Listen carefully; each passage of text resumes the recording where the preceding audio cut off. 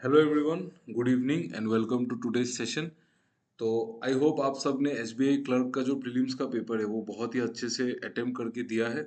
और अभी हम उसका मेंस का जो पेपर है, मेमोरी बेस्ड पेपर 2024 का, उसको हम सॉल्व करेंगे। यानी कि जो लास्ट ईयर का पेपर आया था उसको हम देखेंगे अच्छे से कि किस तरीके से एसबीआई क्लर्क मेंस में क्वांट का लेवल किस तरीके का क्वेश्चन ज़्यादातर आ सकता है। और क्या क्या मतलब हम कर सकते हैं पेपर को लेके, और हमको किस डायरेक्शन में ज़्यादातर जाना चाहिए और क्या सॉल्व करना चाहिए। तो पहले मैं आपको कंप्लीट जो पेपर है मेमोरी बेस्ड टेक्स्ट बुक से वो सॉल्व करके बताऊंगा। और वो बोलने के बाद हम लोग ये डिस्कस करेंगे कि हमारा अगर हम इस पेपर को एग्ज़ाम में अप्रोच करें तो हमको पहले कौन से क्वेश्चंस उठाने चाहिए और बाद में हमको कौन से क्वेश्चंस करने चाहिए। तो मैं इस पेपर को बिल्कुल सीरियसली ही सॉल्व करने वाला हूँ। सो स्टे ट्यून्ड और आप भी ट्राई कीजिए मेरे साथ। मैं आपको इसमें टाइम नहीं दूंगा सॉल्व करने का। आप अगर सॉल्व करना चाहते हैं तो आप क्वेश्चंस को पॉज करके सॉल्व कर सकते हैं। बट जो भी कुछ कुछ लोग होते हैं जो मॉक नहीं देते हैं मैथ्स में, या फिर आप ऐसे ही जाना चाहते हैं फर्स्ट टाइम, तो आपके लिए ये बहुत बेनिफिशियल रहेगा, ताकि आपको एक हिंट तो लग जाएगा कि पेपर मतलब का लेवल कैसा रह सकता है। तो चलिए देखते हैं पहला सवाल। तो ये रहा पहला सवाल। तो मैं चाहता हूँ कि आप लोग इसको 1 मिनट पढ़ लीजिए, देन आई विल स्टार्ट।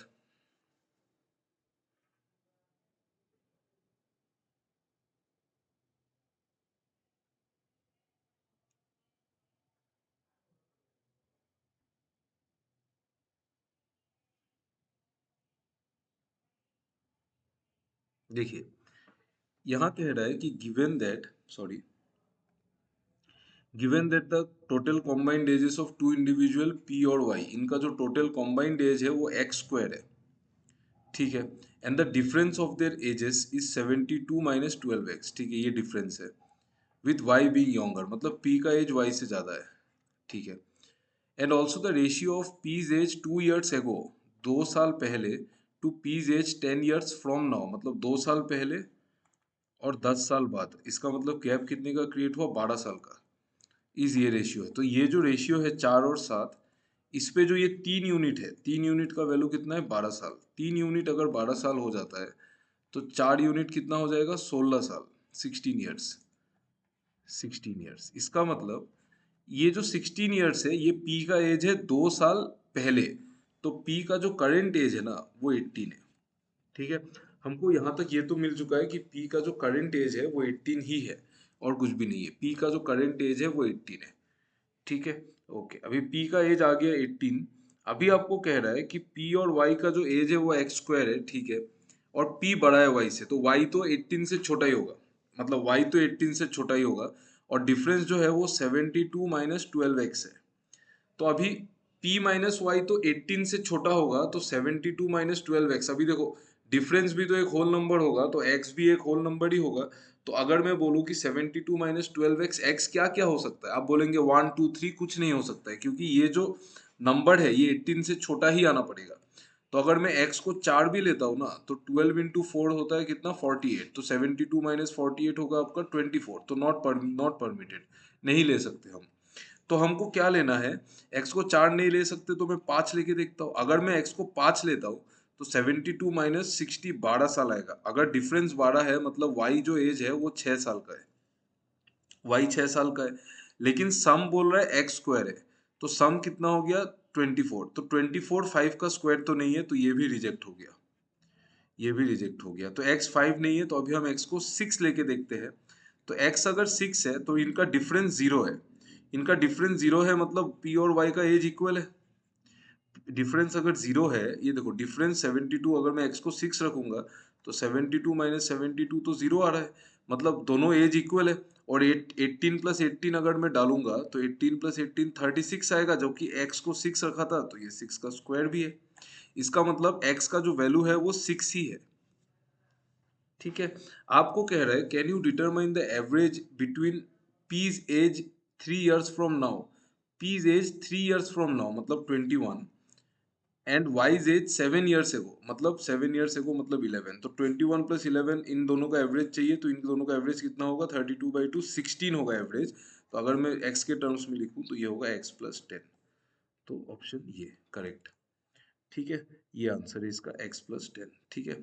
तो देखो आंसर सॉल्यूशन भी यहाँ पे दिखा दे रहा है इमीडिएटली, तो अच्छा ही है। तो हम लोग सॉल्यूशन को देख देख के करेंगे, अगर बाई चांस गलत हो जाता है तो हम उसको भी उस टाइम पे देख लेंगे, ठीक है। तो यहाँ पे कुछ ज़्यादा कुछ करना नहीं था, हमको सिर्फ नॉर्मल दिमाग चलाना था कि मतलब क्या क्या हो सकता है। आप इस क्वेश्चन को बड़ा भी कर सकते थे, आई मीन लेंदी बना सकते थे, बट हमने लेंदी नहीं बनाया, जल्दी जल्दी सॉल्व करना कर लिया जितना शॉर्टकट में पॉसिबल हो सकता है। तो चलिए देखते हैं अगला सवाल। नेक्स्ट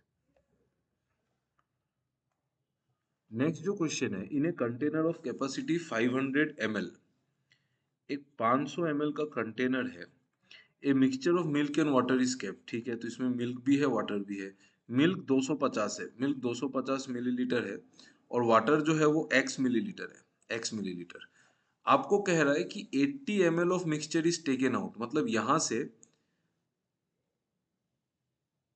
अच्छा ये तो कंटेनर 500 का है, कंटेनर ही 500 का है, मिल्क और वाटर तो 500 500 मतलब 250 तो नहीं है, ठीक है। तो अगर 80 ml निकाल रहे without replacement and the process is repeated one more time, मतलब 80 हमने दो बार निकाला, the container is now completely filled by adding water, ठीक है। तो फिर 80 निकाल के कुछ बचा होगा मिक्सचर, फिर उस पर एक्स्ट्रा पानी डाल के हमने उसको फिल कर दिया, कंटेनर को फिल कर दिया। If the ratio of milk and water in the final mixture is 3:7, तो फाइनल मिक्सचर तो 500 का है, और 500 को अगर मैं 3:7 में तोड़ देता हूँ, तो 10 का वैल्यू 500, मतलब एक का वैल्यू 50, तो 3 का वैल्यू 150 और 7 का वैल्यू 350।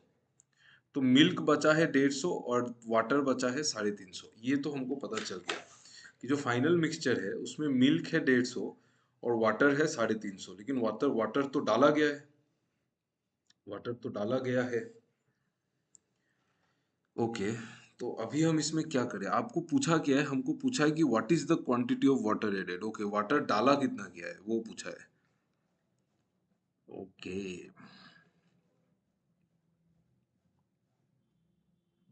ठीक है। तो इसमें क्या कर सकते हैं, एक चीज कर सकते हैं कि अगर मिल्क 250 था तो मिल्क 250 था पहले, फिर उसके बाद मिल्क 150 हुआ है फाइनली, मतलब इस प्रोसेस में 100 लीटर्स मिल्क निकल गया है, क्योंकि मिल्क तो निकला ही है, मिल्क तो बाहर से डाला नहीं है। तो मिल्क निकला है तो मिल्क 100 लीटर्स निकल गया है, ठीक है, कोई कोई कोई भी दिक्कत नहीं है। तो मिल्क 100 लीटर्स निकला है कितने बार में, दो बार में, दो बार में। और अगर मैं 80 निकाल रहा हूँ तो उसी प्रोपोर्शन में निकल रहा है, तो एवरी टाइम मतलब जैसे अगर मैं एक बार में 80 निकाल रहा हूँ तो कुछ रेशियो में ही निकलेगा। ऑब्वियस बात है कि 80 अगर मैं निकाल रहा हूँ तो 80 जो रेशियो में प्रेजेंट है उसी में निकलेगा, फिर 80 उसी रेशियो में निकलेगा, तो इक्वल निकलेगा, करेक्ट। तो अगर इक्वल निकल रहा है तो मतलब हर एक बार में 50 निकला है मिल्क, एक एक बार में मिल्क 50 निकला है, 50 एक बार में, मतलब ये जो आपने 80 जो निकाला था ना, इसमें से मिल्क 50 है। तो मिल्क अगर इसमें से 50 है तो वाटर इसमें से कितना होगा, 30। इसका मतलब जो मिक्सचर है उसमें वाटर और मिल्क का जो रेशियो है वो 5:3 है मिक्सचर में, ठीक है। वाटर और मिल्क का जो रेशियो है वो 5:3 है, ठीक है। क्योंकि 80 में से 50 मिल्क निकला है तो 30 पानी है, मतलब जो निकला है उसमें जो रेशियो है तो कंटेनर में भी वही रेशियो होगा।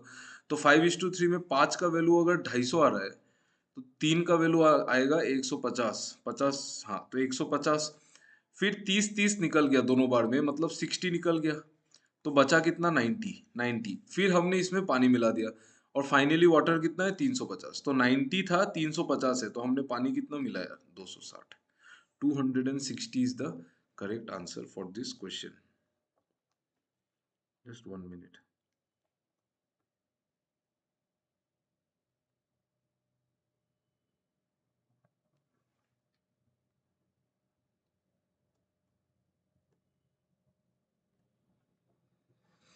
तो 250 इसका करेक्ट, सॉरी 260 इसका करेक्ट आंसर है।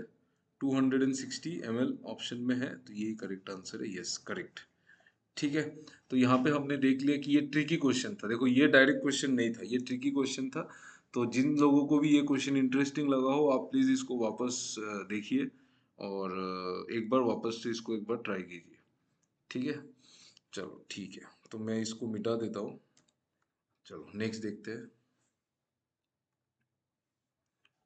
ओके, ये वाला क्वेश्चन देखते हैं। इन द गिवन क्वेश्चन दो क्वांटिटी है, ठीक है। Rutuja bought two articles, article P at X and article Q at X plus 50. She sold article P at 20% profit and article Q at 10% loss. She earned 35 as profit on the whole deal. तो पूरे deal में 35 का profit हुआ है। तो पहले वाले में 20% का प्रॉफिट हुआ है, एक्स में 20% का प्रॉफिट हुआ है, और इसमें 10% का लॉस हो गया। तो 20%, एक्स का 20% तो आया जेब में और 10% चला गया। इसका मतलब 10% आया है। देखो मैंने इस x प्लस 50 को ब्रेक करके सोच रहा हूँ, मैं ये x प्लस 50 को मैं ब्रेक कर रहा हूँ x और 50 में। तो आप बोल रहे हैं कि 20% आया और 10% चला गया, मतलब 10% रह गया x का, और 50 का कितना चला गया, 50 का भी 10% लॉस हुआ, तो 10% चला गया, तो 50 का भी 10% चला गया। ठीक है, तो 10% x का रह गया और 10% चला गया, तो this is the net profit, और नेट प्रॉफिट कितना है 35। ठीक है, तो 10% कौन सा नंबर का 35 होता है? तो अगर मैं इसको डायरेक्ट बोलूँ तो 10% ऑफ x माइनस 50 जो होगा वो 35 होगा। तो 10% कौन से नंबर का 10% 35 होगा? 350। तो x माइनस 50 का जो वैल्यू होगा वो 350 है, तो वहां से x का वैल्यू डायरेक्ट आ जाएगा 400। तो मतलब p का जो कॉस्ट है वो 400 है और q का जो कॉस्ट है वो 450 है। आपको क्या पूछा है कि the profit earn by Rituja on selling article P, P में प्रॉफिट हुआ था 20%। तो 400 का 20% कितना है? 400 का 20% प्रॉफिट तो 80, तो मतलब क्वांटिटी वन जो वैल्यू है वो 80 है, ये जो वैल्यू है ये 80 है। Loss incurred when an article cost rupees 480 is sold at 20% loss. अच्छा, तो 480 को 20% लॉस में बेचा, मतलब 96 घटा के बेचा, तो 400 से तो कम ही होगा, तो वन तो टू से बड़ा है। नहीं नहीं नहीं नहीं नहीं, loss incurred, wait wait wait, 20% तो लॉस, तो 96 का लॉस हुआ है। करेक्ट, तो लॉस तो मतलब टू बड़ा है वन से, सॉरी टू बड़ा है वन से, quantity two is greater than one. Correct, ठीक है। ये इजी क्वेश्चन था, इतना स्टफ नहीं था, बट इम्पोर्टेंट है कि आप इसको अप्रोच कैसे लेंगे। अगर आप इसको रेशियो वेशियो बनाने जाओगे तो बहुत टाइम लग जाएगा, बट सिंपल क्वेश्चन था ये, कुछ भी वैसा खास नहीं है। ठीक है, तो एक बार आप लोग देख लीजिए, और मैं 1 मिनट में पानी लेके आता हूँ, आप please look at this question.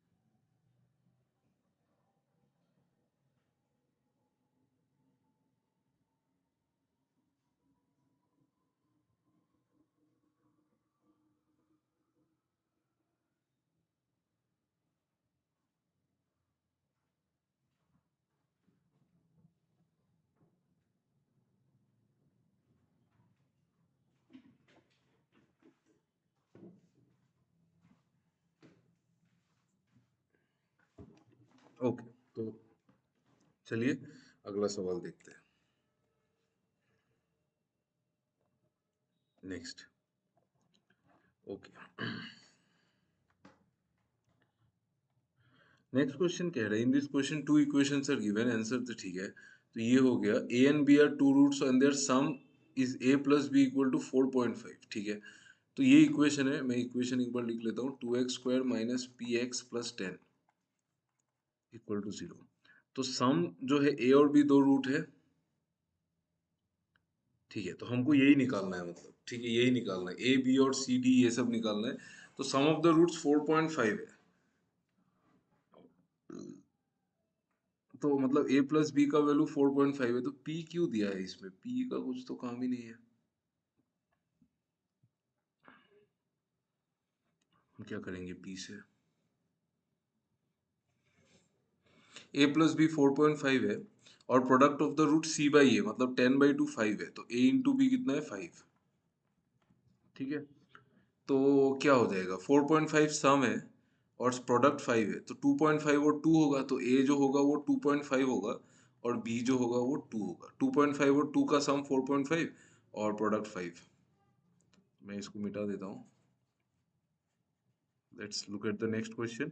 Next question ये है कि C and D are the two roots such that one root is 40% of the such that one root is 40% of the largest root of first equation। Largest root of first equation मतलब ये वाला।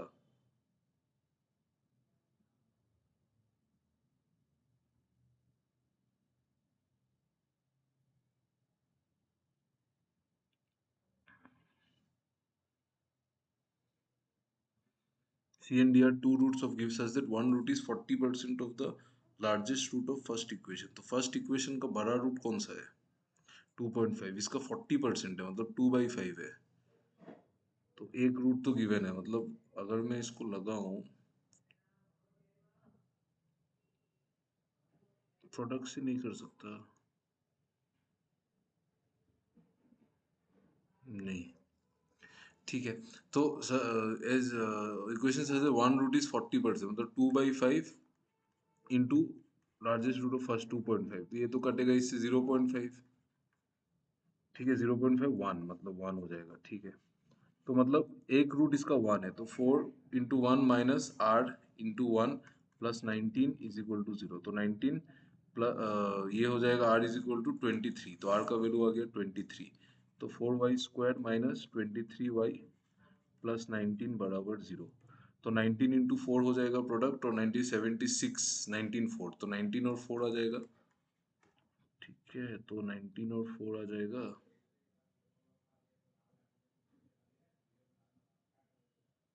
तो दो root आएगा 19/4 और 4/4 मतलब 1 और 19/4 बोले तो ये हो जाएगा 5 से कम, तो 4.75। 1 और 4.75। ठीक है, तो दो रूट इसका भी आ गया। और c ग्रेटर देन d है, तो c का वैल्यू है आपका 4.75 और d का वैल्यू है 1। ठीक है, तो यहाँ से जो हो रहा है, अभी आपको बोला है कि which of the following a plus C और b प्लस डी इक्वल है। a प्लस सी और b प्लस डी नहीं इक्वल नहीं है, तो ये गलत। c plus D, c plus D 5.75 है, correct. a greater than b, a सबसे बड़ा है, नहीं, गलत। तो सिर्फ 2 ही करेक्ट है, ओनली 2। यस करेक्ट, ठीक है, सिर्फ 2 ही करेक्ट है। तो ये अच्छा क्वेश्चन था, थोड़ा सा सोचना पड़ा, ज्यादा नहीं बट ठीक है। मेंस के हिसाब से क्वेश्चन तो ठीक है। चलो ठीक है, नेक्स्ट क्वेश्चन में जाते हैं। तो नेक्स्ट क्वेश्चन देखते हैं कि क्या है। ये रहा अगला क्वेश्चन। ओके, ये क्वेश्चन देखते हैं। A man invested some money in the bank at the rate of 20% compounded annually after 2 years interest इतना था। तो if the man invested double of the principal, तो प्रिंसिपल निकाल लेते हैं। 20% 2 साल मतलब 44% का इंटरेस्ट आ रहा है। 44% का वैल्यू कितना है? 6,600। तो 44 का 1.5 गुना ही है। तो अगर मैं 100% निकालूं तो 100%, अगर मैं वन, देखो मैं डायरेक्ट 100% निकाल लेता हूँ, तो ये 44 का 1.5 गुना है, तो 15,000 ही होगा 100%। ठीक है, 15। अगर आपको कंफ्यूजन होता है तो आप 44% देखो कितना है। 44% ऑफ पी लिखते हैं बहुत लोग, बट इसको अवॉइड करो ये सब एक्स्ट्रा लिखना। 44% हो गया 6,600। तो अगर मैं 44 से काटूं तो ये तो 1.5 कटेगा, मतलब और 2 जीरो है तो 150 आएगा ये। मतलब अगर मैं इसको पूरा काट दूं ना तो ये 150 आ जाएगा। तो 1% का वैल्यू आ जाएगा 150। तो 100% कितना आ जाएगा? 15,000, 15,000। ठीक है, तो ये आ गया 15,000। बस अभी कुछ नहीं करना। अगर ये 15,000 आ गया प्रिंसिपल, तो अभी कह रहा है कि if the man invested double of the principal in another scheme, double principal मतलब 30,000 in another scheme that 10% compound annually for 2 years, compound interest earn by in the second scheme. Second scheme में 21% आएगा interest, तो percentage से double zero काट दो, 6,300। ये तो बहुत इजी क्वेश्चन था, प्रीलिम्स का क्वेश्चन दे दिया। 6300, ठीक है। Next, okay.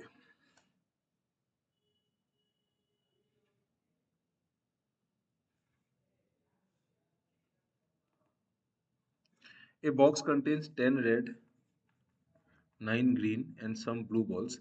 Find the probability of getting 3 different colored balls when 3 balls are drawn. Probability किसका चाहिए? 3 अलग अलग कलर का बॉल चाहिए, तो एक रेड, एक ग्रीन, एक ब्लू, ठीक है। 3 at random if total number of balls is 36, तो अगर 10 रेड है, 9 ग्रीन है, तो 9 9 17, 17 ब्लू होगा, ठीक है। और टोटल बॉल्स 36 है, तो 3 बॉल उठाना है, तो टोटल प्रोबेबिलिटी टोटल जो होगा वो 36C3। और जहाँ पे हमको 3 बॉल उठाना है, तो मतलब सब अलग अलग होना है, तो 10 में से एक चूज करना है, तो 10C1 into 9C1 into 17C1, तो 10 10 9 17, 10 इंटू 9 इंटू 17, मैं कैलकुलेशन नहीं कर रहा हूँ, 10 इंटू 9 इंटू 17, और यहाँ पे नीचे जो बचेगा उसमें 36 को 3 बार लेके जाना है, तो 10 into 9 into 17 divided by 36 into 35 into 34 divided by 3 factorial, मतलब इंटू 3 इंटू 2, ठीक है। तो अगर मैं काटूँ तो 3 2 जा 6 और 6 6 जा 3 2 जा 3 3 जा 17 2 जा 5 7 जा 5 2 जा 2 से 2 कट जाएगा, 3/14, 3/14 आ रहा है आंसर, 3/14 आ रहा है आंसर, हाँ 3/14 ही आ रहा है आंसर। Yes correct, 3/14, okay. तो इजी क्वेश्चन था ये भी, कोई डिफिकल्ट क्वेश्चन नहीं था, कुछ कैलकुलेशन भी नहीं था, आप डायरेक्ट काट काट के कर सकते हैं कुछ भी, मतलब टफ क्वेश्चन तो नहीं था ये, सोचने वाला भी nothing, nothing to think about, ठीक है। तो चलिए, मैं एक्सप्लेनेशंस को रिपीट नहीं कर रहा हूँ, अगर आपको डाउट होता है आप एक बार पीछे आके देख लो, मतलब रिवाइंड कर लो वीडियो को, और अगर आपको स्टिल समझ में नहीं आता है तो कमेंट सेक्शन में एक कमेंट डाल दो, और वहां से हम लोग कैच कर लेंगे कि आपको समझ में नहीं आया, तो we will explain you in the comment section only, ठीक है। ओके चलो नेक्स्ट, चलो ये एक डीआई है, डीआई को देख लेते हैं, एक बार डीआई को पढ़ लेते हैं। The bar graph shows the total number of calls inbound and outbound. Inbound and outbound मतलब जो आया है और जो गया है, इनबाउंड मतलब आना फ्रॉम डिफरेंट कॉल सेंटर्स, ठीक है। यहाँ पे मेजर्स कितना, 1 2 3 4 5, 10 10 का ये, ठीक है। तो मैं एक बार इस डेटा को लिख लेता हूँ, टोटल डेटा, ये हो गया आपका 80, बी का हो गया आपका 100, सी का हो गया आपका, सी का हो गया आपका 120, डी का हो गया आपका,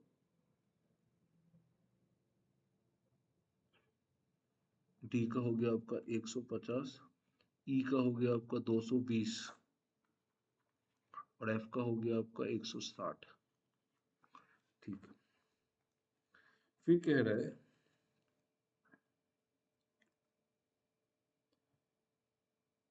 इनबाउंड कॉल्स जो है वो इंटरनेशनल हो सकता है, डोमेस्टिक आउटबाउंड भी, ठीक है।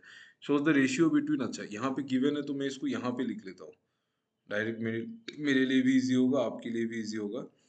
तो ए का 11:5 इनबाउंड आउटबाउंड, तो मैं 11:5, मतलब टोटल 80 कॉल्स है, डिवाइड करेंगे 16 में तो 5, तो 55 और 25, 4:8 को ब्रेक नहीं कर पाऊंगा मैं, ठीक है। 19:5 को मैं कर पाऊंगा, 24 है तो मतलब 24 5 जा, तो 19 5 जा 95, और 5 5 जा 25, इनबाउंड और आउटबाउंड। ई का 5:6 है, यानी कि 11 यूनिट 220, तो 1 यूनिट 20, तो 5 यूनिट 100, 6 यूनिट 120। फिर आ गया 160, 8 यूनिट 160, तो 1 यूनिट 20, तो 3 यूनिट 60, और ये 100, ठीक है।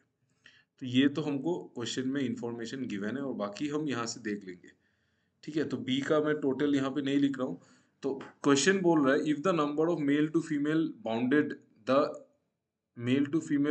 The inbound call in C are in the ratio 10:9, if the number of male to female bounded the inbound call in C are in the ratio, okay C में, अच्छा सी में जो इनबाउंड कॉल है 95, उसमें मेल फीमेल का ratio 10:9 है, मतलब 19 का 95, तो 10 का 50, और 9 का 45, तो ये मेल और फीमेल है। And the total number of male bounded all the calls is 70, तो आउटबाउंड में कितना है, सी में आउटबाउंड में 25 है, यहाँ पे बोल रहा है टोटल मेल 70 है, तो इधर 50 मेल है तो इधर 20 मेल हो जाएगा और 5 फीमेल। आपको बोला है find the different number of female outbound centre C, तो 45 और 5 में डिफरेंस बताना है, तो 45 और 5 में डिफरेंस हो गया 40। ठीक है, नेक्स्ट। प्रीवियस प्रीवियस, हाँ ये हो गया था। ठीक है, ये क्वेश्चन देख लेते हैं।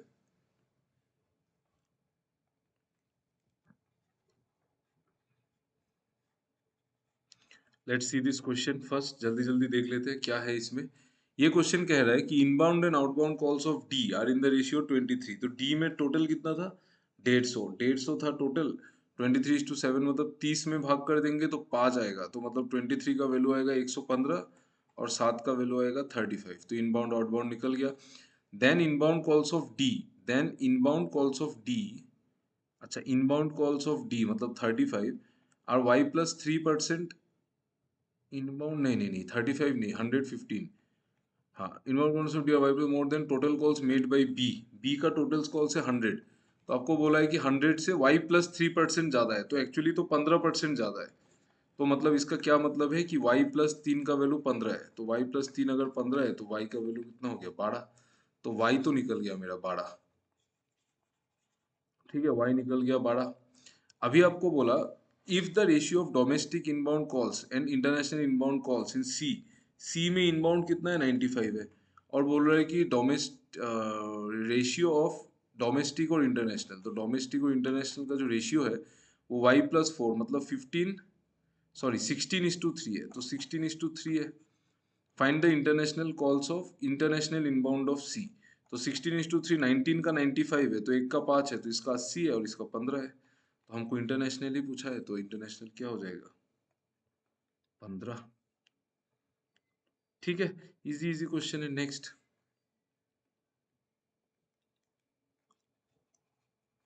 देखो, एसबीआई क्लर्क का जो पेपर है ना वो इजी ही आता है मेंस का भी, मतलब इजी नहीं बोल सकते बट टफ नहीं आता है पेपर, तो डुएबल पेपर आएगा आपको। बस आपको करना है क्वेश्चंस। ठीक है, ये वाला क्वेश्चन देखो, the total international by A is 41, तो ए का जो टोटल इंटरनेशनल है वो 41 है। And ratio of inbound domestic and outbound domestic are 4:4.5:2। तो इनबाउंड डोमेस्टिक आउटबाउंड डोमेस्टिक, तो इनबाउंड डोमेस्टिक,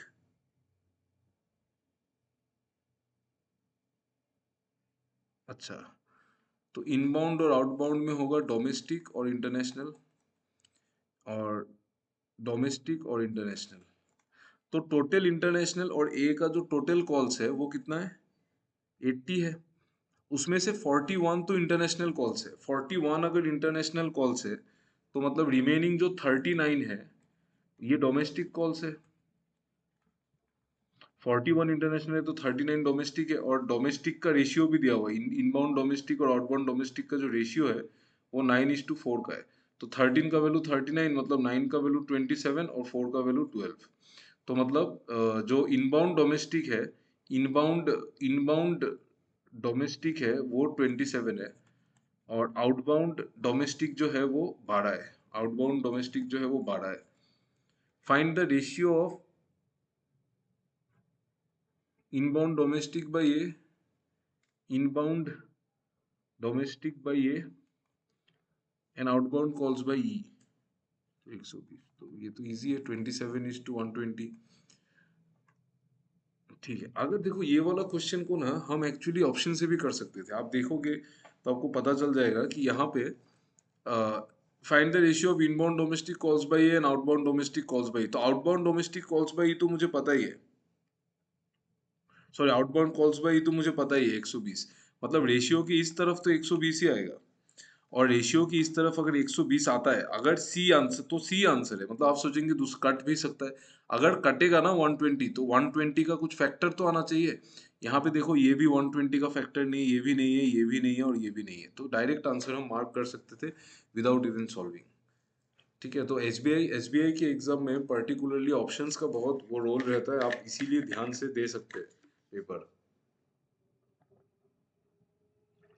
आप अगर मैथ्स में आपका प्रैक्टिस वगैरह अच्छा है तो आप मैथ्स में बहुत दूर तक जा सकते हैं। ठीक है, चलो next.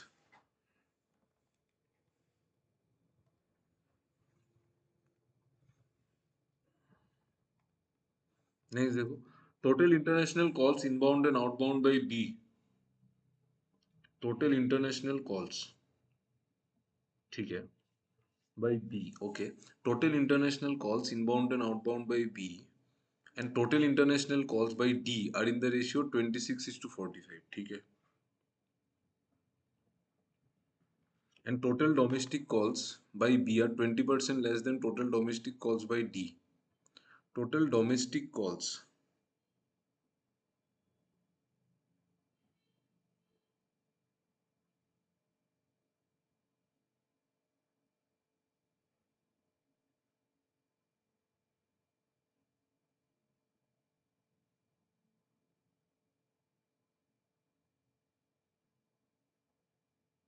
Okay. So total international calls by B and total international calls by D are in the ratio 26 is to 45. ठीक है, तो B ने टोटल कॉल्स कितने किए? B ने टोटल कॉल्स किए 100 और डी ने किए 150. आपको कह रहा है कि total international calls inbound and outbound by B and total international call का जो रेशियो है वो 26 और 45 है. मतलब मान लो कि इंटरनेशनल कॉल जो बी ने है वो 26x की है और जो इंटरनेशनल कॉल डी ने है वो 45x की है. ठीक है, मान सकते हैं, ठीक है. और ठीक है, तो इंटरनेशनल कॉल्स हो गया और टोटल इंटरनेशनल कॉल और डोमेस्टिक कॉल्स जो बी ने किए होंगे वो कितना होगा? डोमेस्टिक कॉल्स बी का 100 माइनस 26x और डोमेस्टिक कॉल्स जो डी का होगा वो 150 minus 45x. Yes, correct.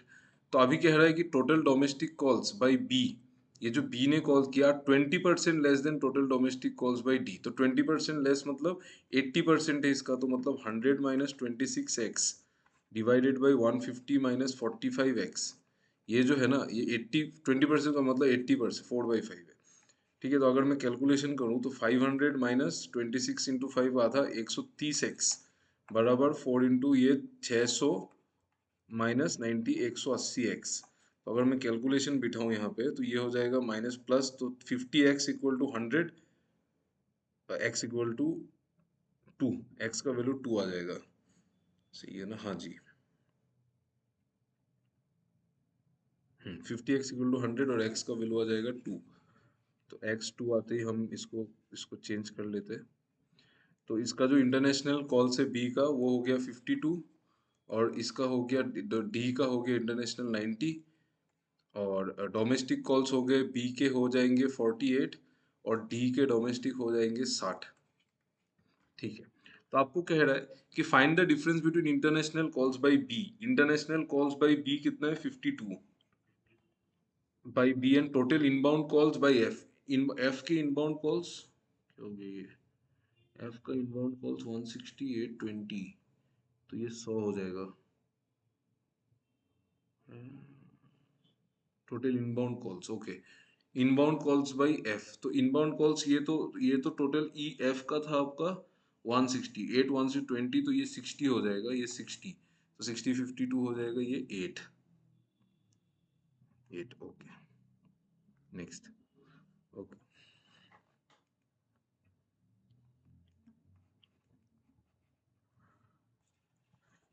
Next question देखते हैं. If the total outbound calls by B are 33 per more than K plus 3. Okay, मतलब बी का जो आउटबाउंड कॉल्स है, बी के कॉल्स कितने हैं टोटल? 100, ये लिख लेता हूँ. और जो आउटबाउंड कॉल्स है वो 33.33% मोर, मतलब के प्लस 3 से 1/3 ज्यादा है, तो 4/3 ऑफ के प्लस 3 है. ठीक है, ये है.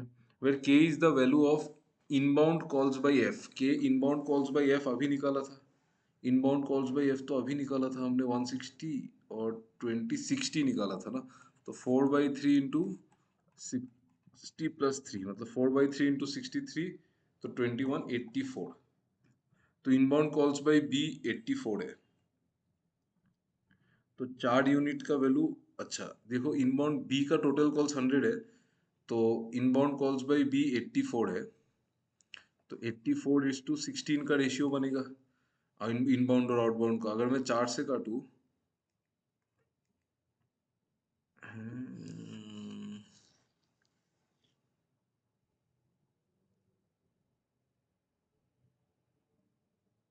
Wait, if the total outbound calls by B, outbound calls by B 33 more than, मतलब 1/3 more than K plus 4/3 of K plus 3 हो गया।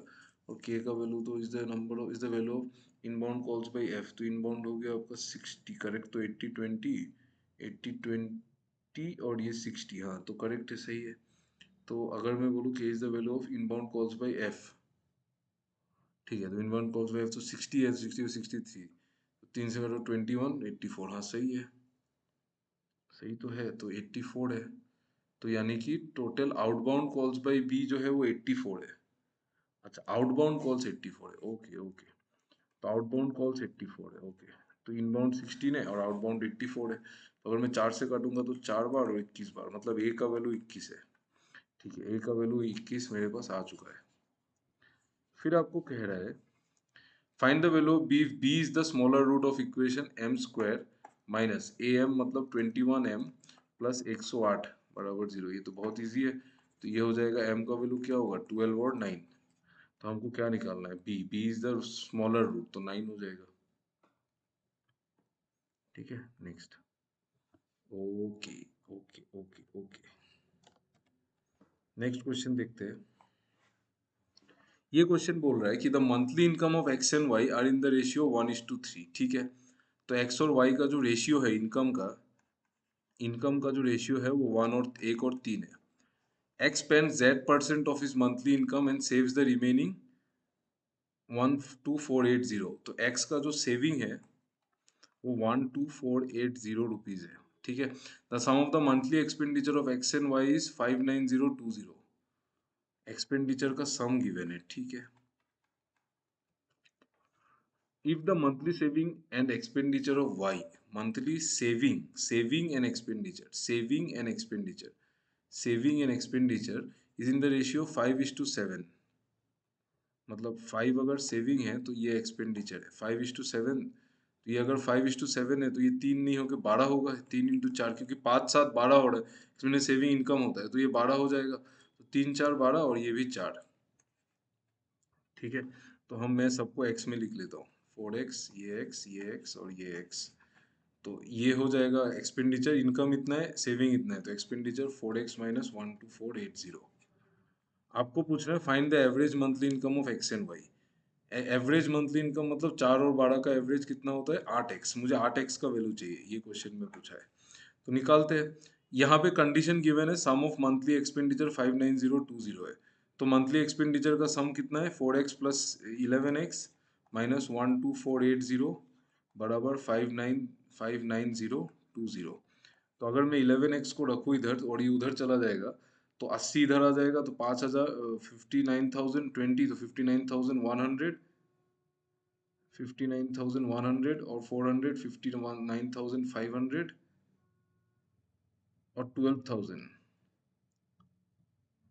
मतलब 71,500। तो अगर मैं 11 से काटूँ तो 11 6 जा 66, 5 जा 55 और 00 6500 हो जाएगा। एक्स का वैल्यू हो जाएगा 6500 और मुझे निकालना है 8x का वैल्यू। तो 8x हो जाएगा 8 × 6500, 8 × 6500 मतलब 13 × 4 मतलब 52,000 आंसर है इसका। 52,000, यस, करेक्ट करेक्ट। ठीक है, तो ये अच्छा सवाल पूछा है। आप इस क्वेश्चन को लंबा भी कर सकते थे अलग अलग वेरिएबल लेके, लेकिन बैलेंसिंग करने की वजह से थोड़ा सा हमारा जो वर्क है वो कम हो चुका था।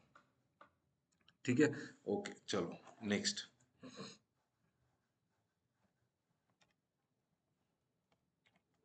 नेक्स्ट क्वेश्चन देखते हैं।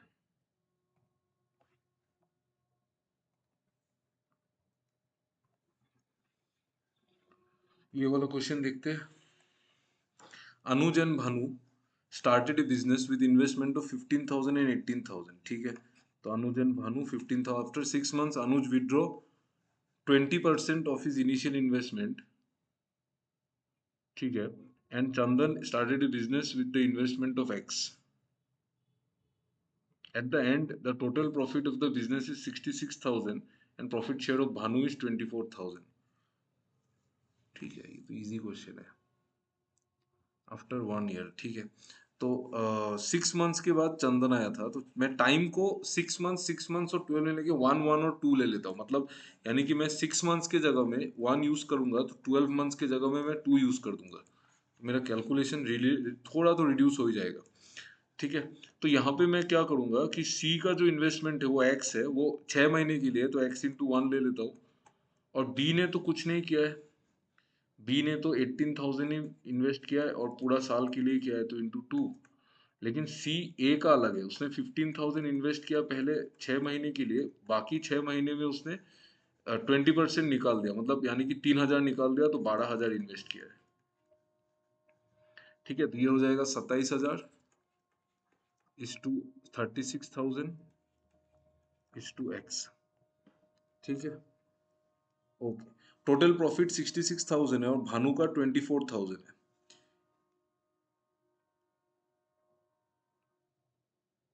तो आपको एक्स का वैल्यू बताना है. ठीक है. देखो इतना इजी क्वेश्चन है. आपको बोला है कि 24 प्रॉफिट शेयर ऑफ भानु जो है वो 24,000 है.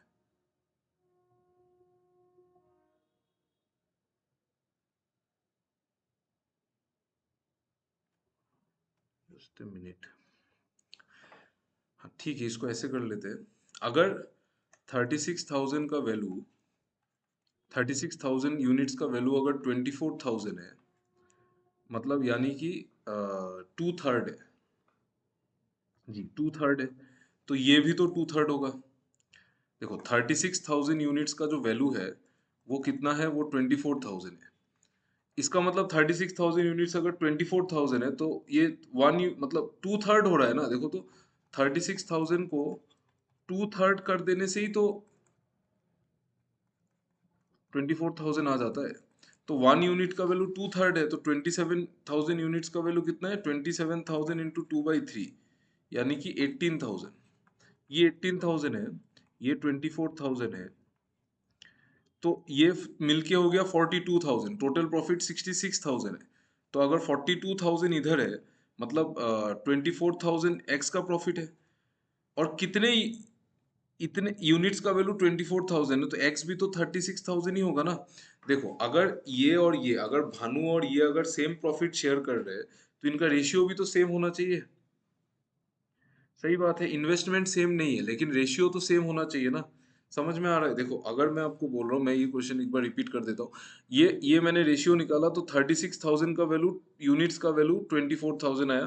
तो मुझे उससे मिला कि 1 यूनिट का वैल्यू 2/3 आ गया. तो 27,000 का वैल्यू 27,000 इंटू 2/3 आ गया. और 36,000 का 36,000 इंटू 2/3 आ गया. 36,000 इंटू 2/3 आ गया. 36,000 इंटू 2/3 आ गया, तो ये आ गया. अभी उसी तरह से अगर मैं प्रॉफिट देखूं, तो इसका प्रॉफिट भी तो 24,000 है एक्स का, क्योंकि टोटल प्रॉफिट 66,000 था. तो अगर इन दोनों का प्रॉफिट इक्वल है, तो ये दोनों नंबर भी तो इक्वल होगा ना. ऑब्वियसली इक्वल होगा. ठीक है, कुछ हो ही नहीं सकता है. और चलो नेक्स्ट. क्वाड्रेटिक इक्वेशन है, जल्दी जल्दी उड़ा देते हैं. x² माइनस 10x, ये हो जाएगा 7/3. ये 144, ये हो जाएगा आपका 12 और 12. हाँ तो ऑब्वियसली 12 और 12 भी होगा. तो आपको बोल रहा है in this question answer the थी if one of the roots of given equation is taken from both the equation. If one of the roots of the given equation.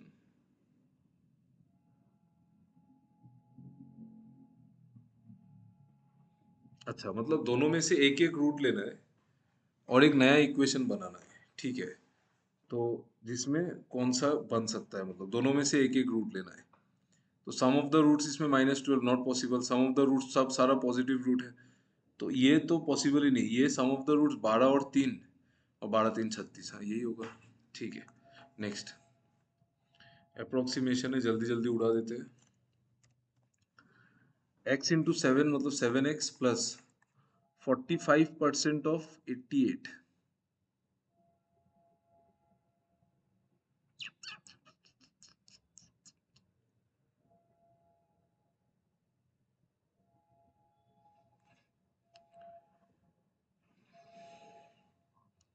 ठीक है, अप्रोक्सीमेशन ही है, तो 45% ऑफ 88 ले लेता हूँ मैं, कोई प्रॉब्लम नहीं है। Is equal to 31 into 4, 31 into 4 कितना हो जाएगा आपका, 31 इंटू 4 लगभग 124 हो जाएगा। तो अगर मैं इसको देखूँ तो 7x और इसका 45% कितना हो जाएगा, 45% बोले तो 9/20, तो 20 से अगर मैं काटूंगा तो 9 इंटू, ये तो 4.4,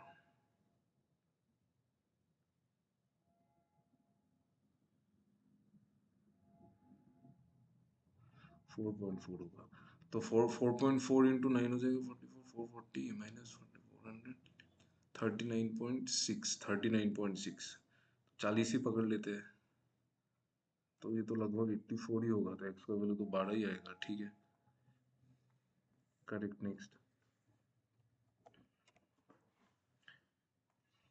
ये देखो 24 मतलब 25 इंटू 4 मतलब 100, 100 डिवाइडेड बाई 5 हो गया 20, प्लस 13, 33, 33 प्लस 64, 33 प्लस 64 होगा 97, तो ये तो लगभग 10 का स्क्वायर के पास ही है। Okay, next,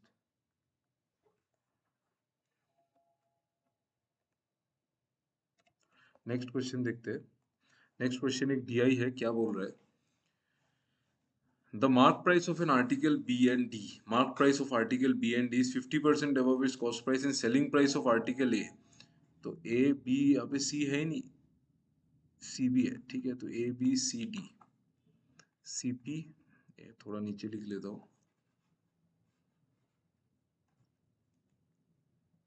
C P M P और S P, ये A का हो गया, ये B हो गया, C हो गया, ये D हो गया। मैं ऐसे चार्ट बना लेता हूँ तो आपके लिए भी इजी होगा, मेरे लिए भी इजी होगा।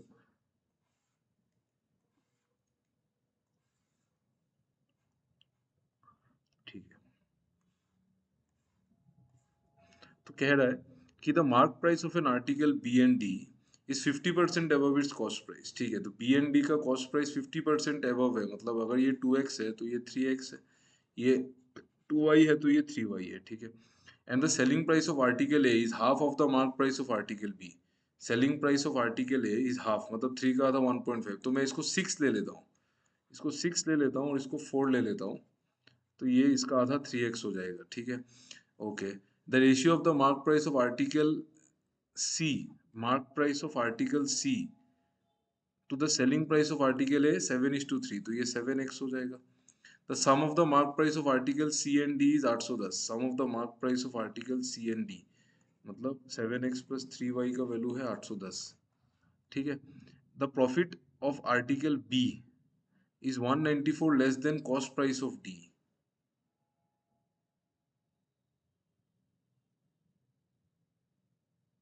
Discount offered on article B is 15%। ठीक है, ओके, तो इसको बाद में देखेंगे। Discount offered on article B is 15%, तो 15% मतलब 3/20 होता है, तो मैं इसको चेंज करूँ क्या, ठीक है, मैं चेंज कर लेते हैं सबको, तो इसको मैं 60 बना लेता हूँ, इसको मैं 40 बना लेता हूँ, इसको मैं 70 बना लेता हूँ, इसको मैं 30 बना लेता हूँ, इसको मैं 70 बना लेता हूँ। ठीक है, तो अगर 15% का डिस्काउंट है, यानी कि 10 6 9, 9 का डिस्काउंट होगा तो 51x में सेल करेंगे। फिर आपको बोला था कि the profit of article B, मतलब आर्टिकल बी में प्रॉफिट है 11x, 11x, profit of article B is 194 less than cost price of D, तो ये जो प्रॉफिट है वो कॉस्ट प्राइस ऑफ डी से 194 कम है। तो दो इक्वेशन, दो वेरिएबल बन गया, 2y माइनस 11x बराबर 194, ये एक इक्वेशन, और 3y प्लस 70x बराबर 810, तो दोनों ही 194 है ये। हाँ, तो दोनों इक्वेशन को मैं सॉल्व कर देता हूँ एक बार, तो ये बन जाएगा 6y, तो मैं डायरेक्ट सॉल्व कर लेता हूँ, आप 6y बना लेना, मैं डायरेक्ट सॉल्व कर रहा हूँ। तो अगर मैं डायरेक्ट करता हूँ, ये तो -33x और ये हो जाएगा आपका 140x, तो 140x माइनस 33x हो जाएगा आपका 100, 140 माइनस 33 हो जाएगा 107x, 107x बराबर दिस इंटू 2 माइनस मतलब 1620, एक सेकेंड, हम इस चीज को माइनस करेंगे ना, तो 140 प्लस होगा 140 प्लस 33, 140 प्लस 33 होगा, माइनस माइनस प्लस हो जाएगा।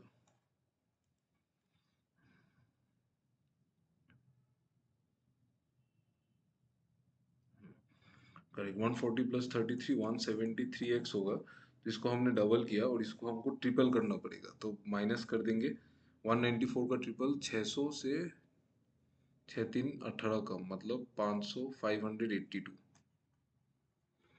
तो अगर मैं 600 ही कम कर देता तो ये हो जाता, तो 1020, तो 1038 173x 6 बार कटेगा शायद, मतलब इसका आधा कितना होता है?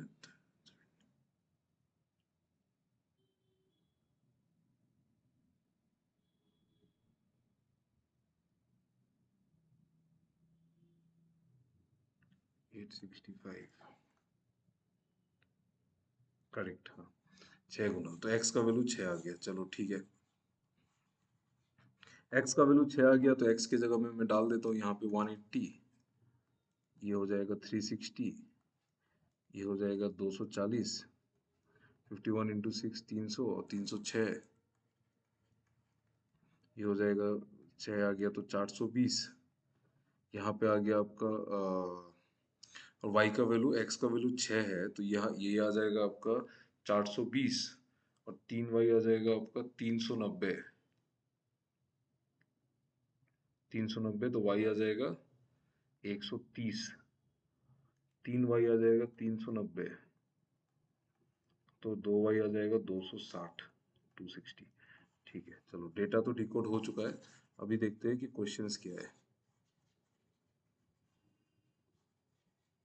चलो, आपको बोल रहा है कि if the cost price of article D is increase by 25%, D का जो कॉस्ट प्राइस है उसको 25% से बढ़ाने बोला है। ठीक है, तो बढ़ा देते हैं, 1/4 अगर बढ़ा दूं मैं इसको, तो इसका 1/4 165 बढ़ाना पड़ेगा, तो 325 हो जाएगा। And the discount percent on article D is 20%, तो 20% डी में डिस्काउंट देंगे तो 78 का डिस्काउंट देंगे, तो 312 में बेचेंगे। विच of the following is true? New cost price of article D correct, loss of 13 correct, selling price is 332 गलत, तो 1 एंड 2 ही करेक्ट है, 1 एंड 2। ओके, नेक्स्ट, नेक्स्ट इसको हटा देता हूँ मैं। Profit obtained on Article C is 36. Profit on obtained on Article C is 36, ठीक है। And discount offered on article C is 20%, तो डिस्काउंट ऑफर्ड अगर 20% है, तो 5 का माल छाड़ में छोड़ा होगा, तो 5 का माल अगर छाड़ में 5 का वैल्यू अगर, तो एक 84 इंटू 4 यानी कि 336 चाहिए, और प्रॉफिट 36 का है, तो 300 सीपी है। तो अभी बोला है कि find the difference between selling price of A, selling price of A and cost price of C, तो 120। इजी क्वेश्चन था, ठीक है, ये इजी क्वेश्चन था। चलो नेक्स्ट, फिर देखते हैं ये।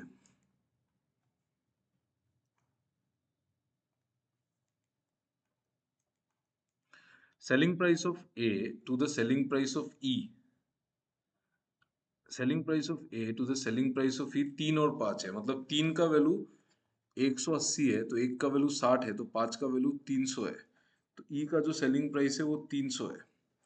The mark price of E is 50 more then it selling price, तो मार्क प्राइस 350 है। If the cost price of article E is 10 less than the cost price of article D, 10 less मतलब 250 है, ठीक है, okay.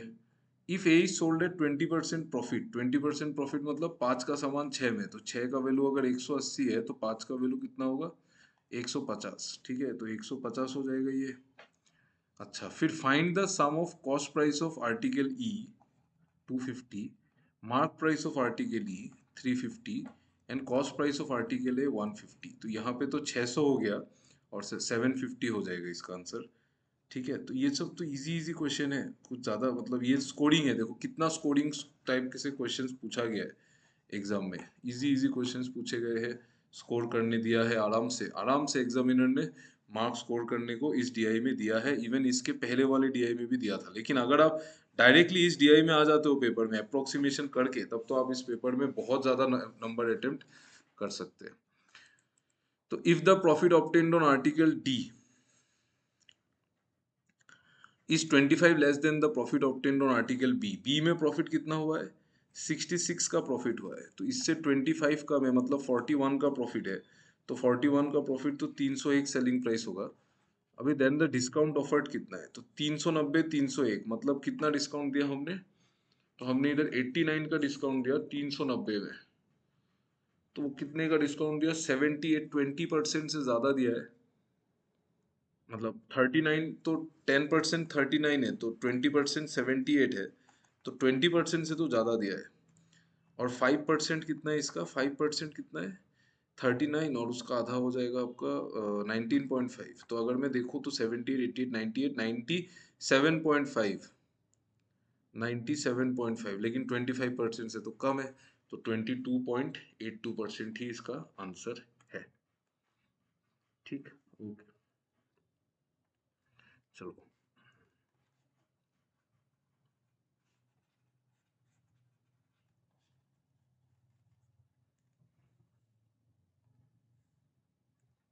Next.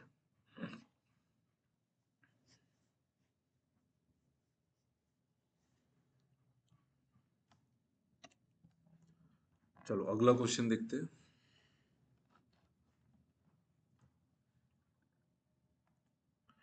The ratio of the cost price of two tables is 5:9. One table in which cost price is less, मतलब ये वाला, is sold at 24% profit and the other is sold for 2196, more than that of the first one. Okay.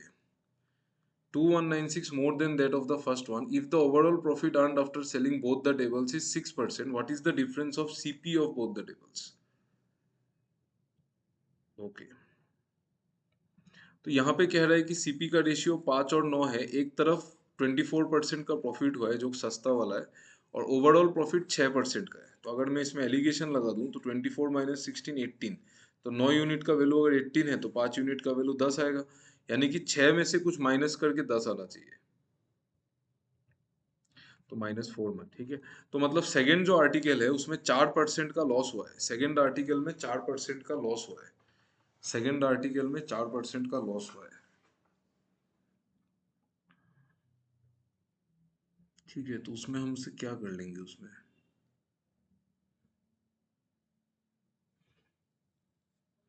आपको कह रहा है कि ठीक है,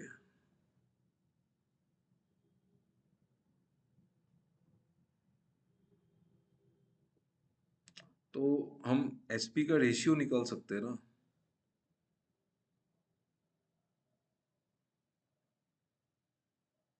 क्योंकि एसपी तो निकालना पड़ेगा ना।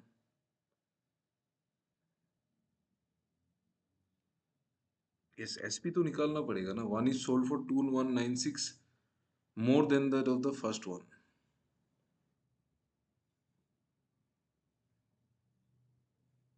ठीक है, तो निकाल लेते हैं। तो 5 यूनिट है, 24% का प्रॉफिट हुआ है, यानी कि एसपी कितना हो जाएगा, 5 × 24% का प्रॉफिट हुआ है। मतलब 4 से काटूंगा तो 6/100 का प्रॉफिट, मतलब 6/25 का प्रॉफिट हुआ है। तो मतलब 31/25 में सेल हुआ होगा। Yes correct. तो ये सेलिंग प्राइस पहले वाले का, दूसरे वाले का 9 × 4% का लॉस हुआ है, मतलब 1/25 का लॉस हुआ है। तो 24/25 में सेल हुआ होगा। तो ये कट गया।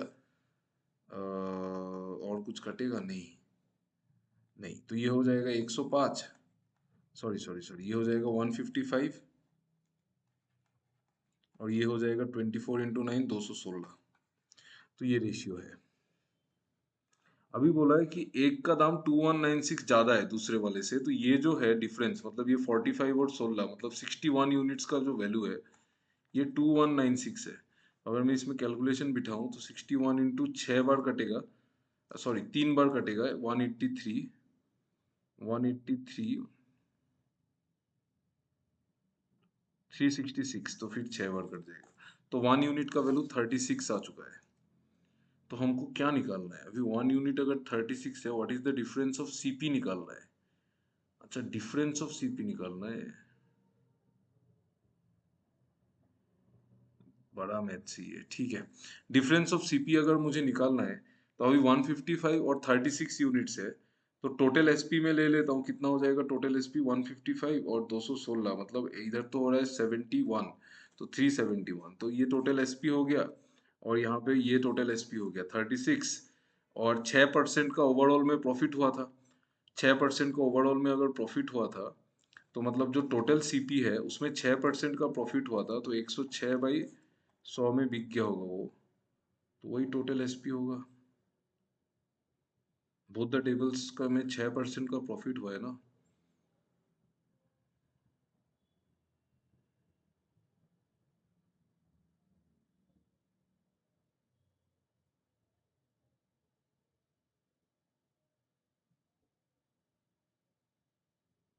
क्या गड़बड़ हो रहा है इसमें?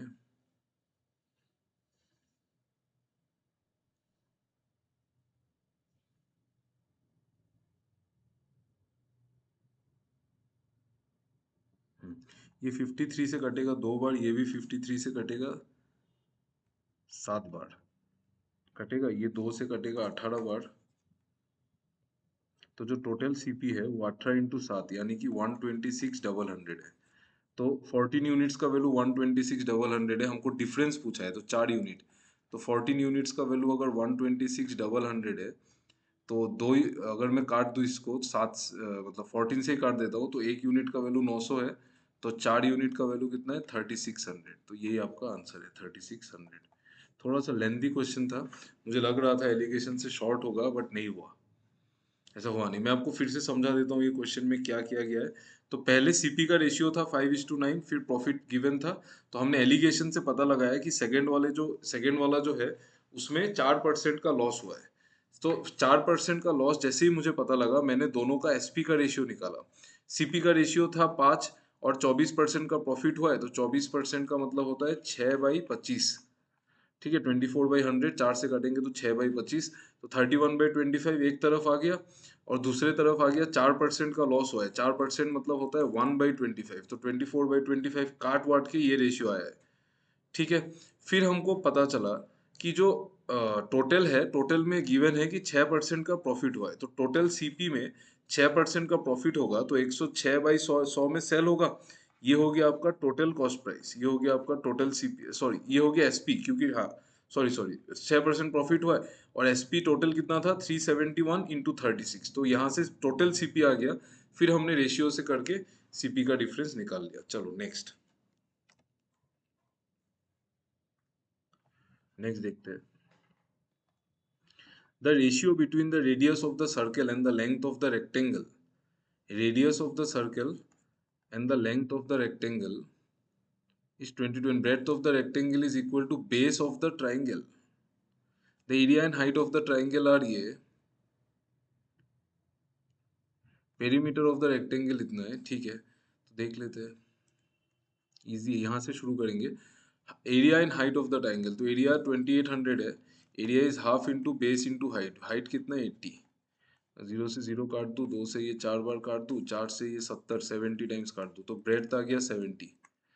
तो breadth of the rectangle is equal to base, तो ये ब्रेड्थ आ गया मेरे पास, ब्रेड्थ आ गया। पेरीमीटर गिवन है, पेरीमीटर गिवन है, find the perimeter of the circle. तो पेरीमीटर अगर गिवन है तो पेरीमीटर होता है 2 लेंथ प्लस ब्रेड, तो मैं 2 को पहले ही डिवाइड कर देता हूँ, तो 290 is equal to length plus breadth, breadth 70 है, और आपका जो लेंथ है वो 22x है, तो 22x का वैल्यू 220 आएगा, x का वैल्यू 10 आएगा, तो ये जो है 70 आ जाएगा। रेडियस जो है सर्कल का वो 70 आएगा।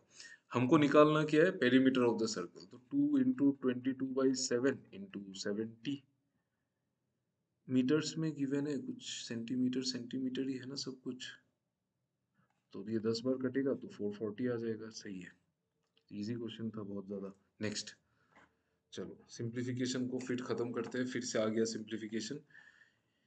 What approximate value should come in place of the question mark in the following question? 17.98 मतलब 18 into 4, 18 into 4 हो जाता है आपका 36, 72, 72 प्लस 5, 72 प्लस 5 हो गया 77, माइनस 33 हो गया 44। तो ये तो देखो फ्री फोकट का नंबर, ठीक है, नेक्स्ट 69.99 मतलब 70 माइनस 20 इंटू 2 40, 70 माइनस 40 हो गया 30 प्लस 36, तो 66। कुछ नहीं करना है, ठीक है। ये वाला क्वेश्चन देखते हैं। A boat travels 1.5 s kilometer downstream in 15 hours, while a person can run s kilometer in 12 hours. A boat travels 1.5 s kilometer downstream in 15 hours. मतलब 1.5 distance by टाइम जो आ जाएगा,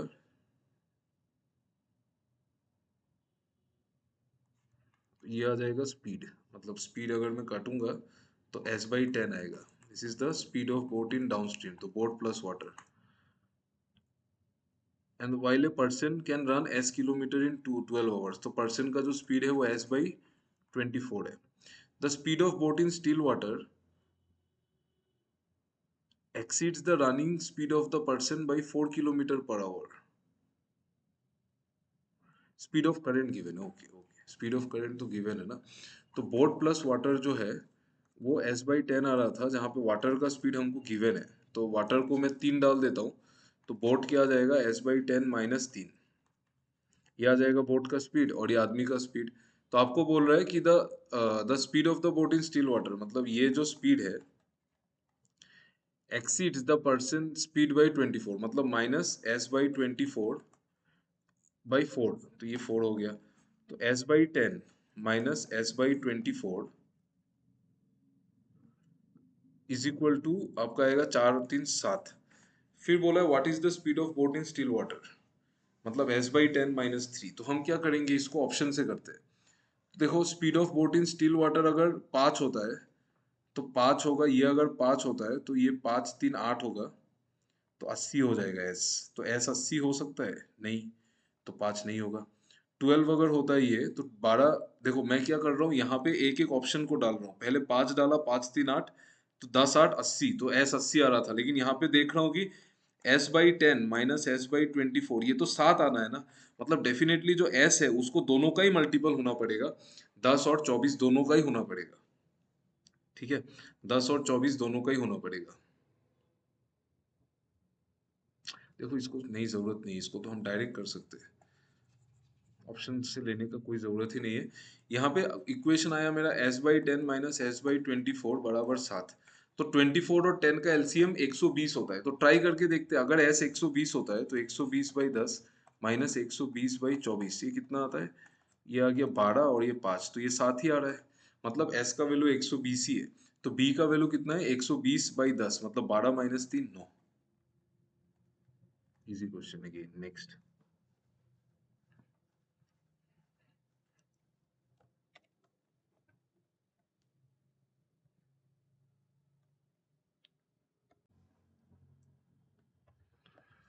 चलिए नेक्स्ट क्वेश्चन देखते हैं। Okay, तो just a minute.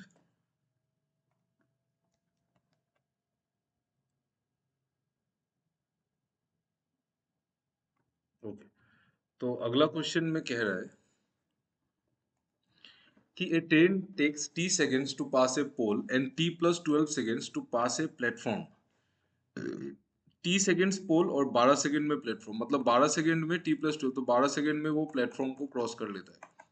ठीक है, combined length of the train in the platform is 540 metre and the train's length is l meters। ठीक है, ठीक है। If the train's length is reduced by 30 metres, it takes 17 seconds to cross a pole. ठीक है, okay.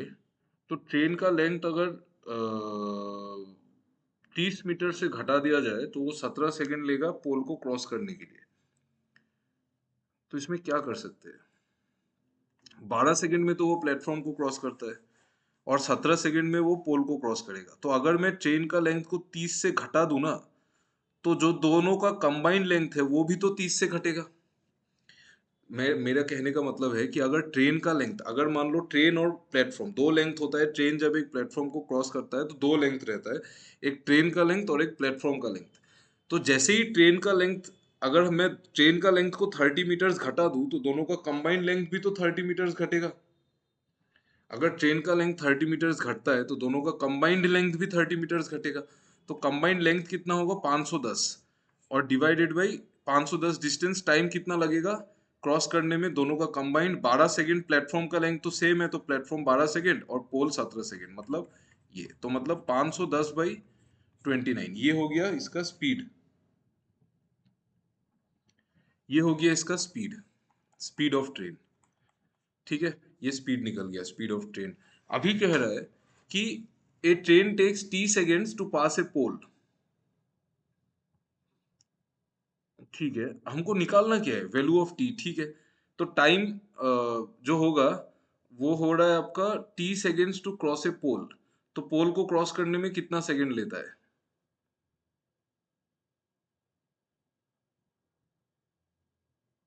ठीक है, तो हम एक काम करते हैं, ये उसका स्पीड है तो 540 से अगर मैं ट्रेन के स्पीड को डिवाइड कर दूं तो distance by speed is equal to total time हो जाएगा। ये हो जाएगा T+12।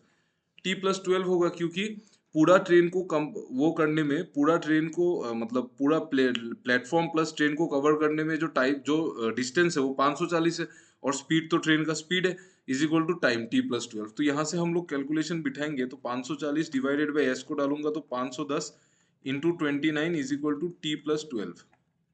तो अगर मैं यहाँ पे कैलकुलेशन करूँ तो 3 से 17 बार, 3 से 18 बार, तो 18 इंटू 29 यानी कि 540 माइनस 18 मतलब 522 तो अगर मैं यहाँ पे कैलकुलेशन करूंगा तो 17 थ्री जार 51 1 2 तो 30 होगा, फिर 120 आएगा, 17 सात होगा 119, तो 30.7 ये आएगा। 30.7 इज इक्वल टू T+12।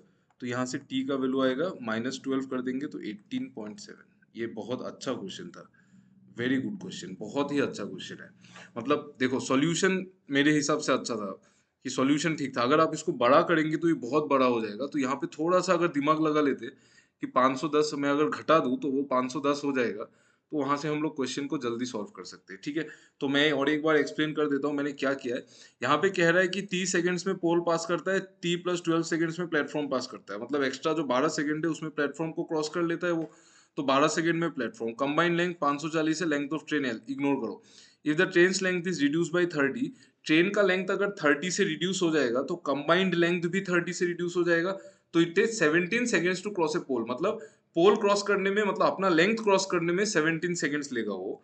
तो अभी प्लेटफॉर्म को भी क्रॉस करेगा तो 12 सेकंड लेगा प्लेटफॉर्म, तो 12 प्लस 17 29 हो गया और 510 उसका कॉम्बाइंड लेंथ हो गया। तो वहां से हमने स्पीड निकाल लिया। फिर हमको पता है कि प्लेटफॉर्म को क्रॉस करने में T+12 सेकंड्स लगता है। प्लेटफॉर्म को क्रॉस करने में T+12 सेकंड्स लगता है। तो प्लेटफॉर्म को क्रॉस करने में अगर T+12 सेकंड्स लगता है तो 540 बाई एस मतलब distance by speed is equal to time. तो अगर मैं यहाँ पे कैलकुलेशन करूंगा तो 540 by S is equal to T+12। तो अगर मैं कैलकुलेशन करूंगा तो मेरा एस मुझे पता है, यहाँ से डाल के टी आ जाएगा तो डायरेक्ट हो गया। ठीक है, चलो नेक्स्ट देखते हैं। Okay, the series contains one wrong and one missing number. ठीक है, ठीक है, तो 0.5 5 60 480 2880 11520 और x। तो ये तो 10 गुना हो रहा है, ये हो रहा है 12 गुना, ये हो रहा है 8 टाइम्स, ये हो रहा है आपका 48 5 6 टाइम्स 8 6, और ये हो रहा है आपका 4 टाइम्स। ठीक है, तो ये हो जाएगा 2 टाइम्स। तो रॉन्ग नंबर कौन सा, 8 6, ये 10 होना चाहिए था, ये 10 होना चाहिए था, ये 12 होना चाहिए था, मतलब 0.5 इंटू 12 6 होता है। तो ये होना चाहिए था 0.5 फिर 6, मतलब रॉन्ग नंबर ये 5 है। 6 होना चाहिए था, अगर 6 होता तो इंटू 10 हो जाता, फिर इंटू सॉरी सॉरी इंटू 12 हो जाता, एक्सट्रीमली सॉरी, इंटू 12 हो जाता, ये इंटू 10 हो जाता, ये इंटू 8 हो जाता and so on, into 8 into 4 into. ठीक है, तो what will be the value of x minus 11809? तो x का वैल्यू कितना होगा, 1152 को डबल कर दो। तो 1152 को अगर मैंने मुझे डबल करना है तो 1150 को डबल करेंगे तो 2300 और 2 को डबल करेंगे तो 4, तो 2304, 23040, तो -11809। तो यूनिट डिजिट 1 आएगा, ठीक है, 1 आएगा, इधर 3 आएगा, 3 1 आएगा, ठीक है, इधर 2 आएगा, 2 3 1 आएगा, ठीक है, फिर इधर 2 1 1 1 आ जाएगा, हाँ 1 1, हाँ 1 1 2 3 1, 1 1 2 3 1, ये आपका करेक्ट आंसर है, यस करेक्ट। नेक्स्ट, अभी कह रहा है कि find the wrong number of the given. Wrong number तो हमने निकाल दिया है 5। चलो नेक्स्ट, ओके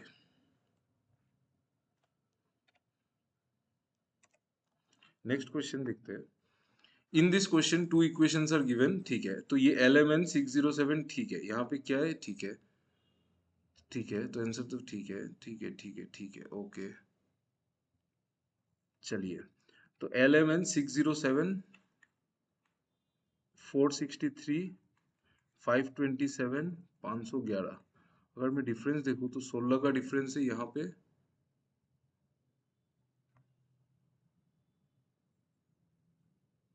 प्लस इधर हो गया आपका 37 और 27, 64 का डिफरेंस है।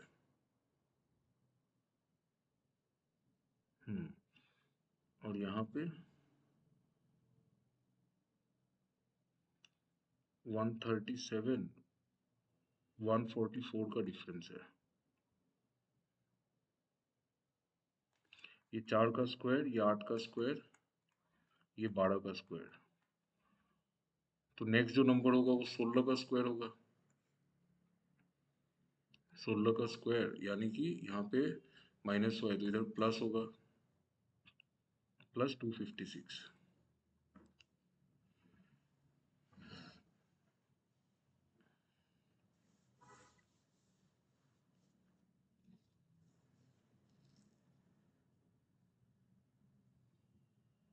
तो ये होगा प्लस 256 माइनस, हाँ प्लस माइनस, ठीक है, तो प्लस 256 मिलके 607 होना चाहिए, मतलब ये जो नंबर होगा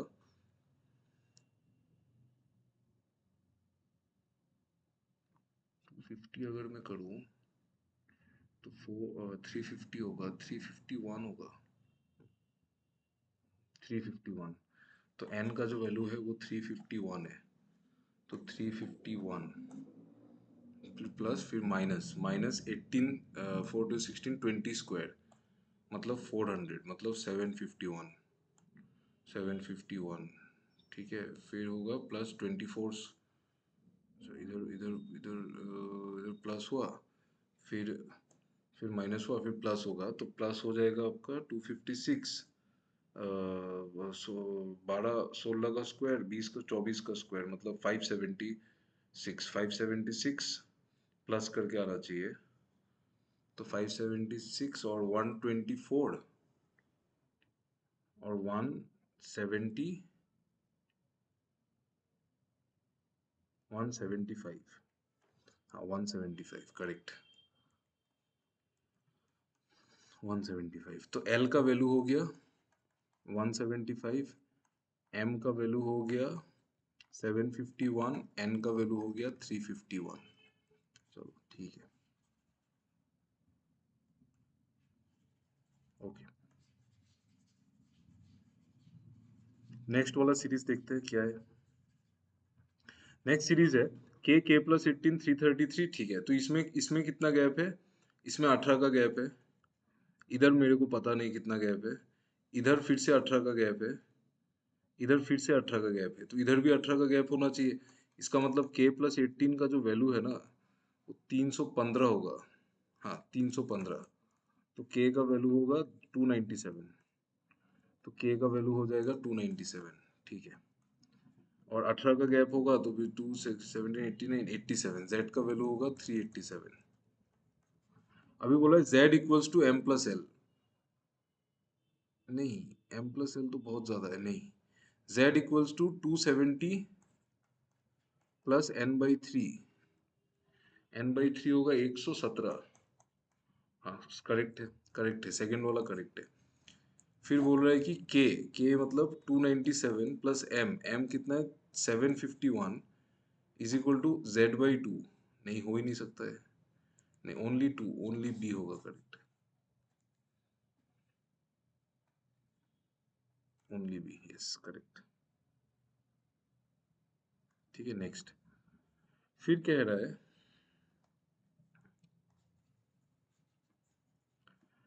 if the sum of O and Z is 476। Okay, Z, Z मैंने मिटा दिया। जेड कितना होगा, 300, 387। ओ एन जेड का 476 है, 476 यानी कि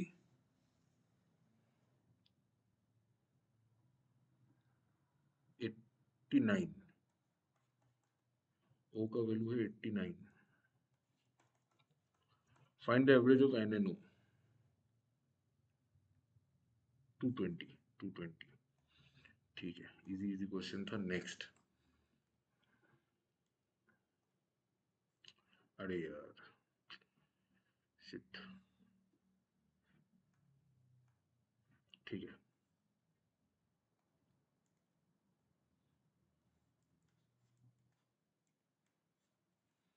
यहाँ पे कह रहा है कि if I L had been divided by the single by the largest single digit prime number, L had been divided by the largest single digit prime number यानी कि 7, then the resultant would be 25। ये क्या question है।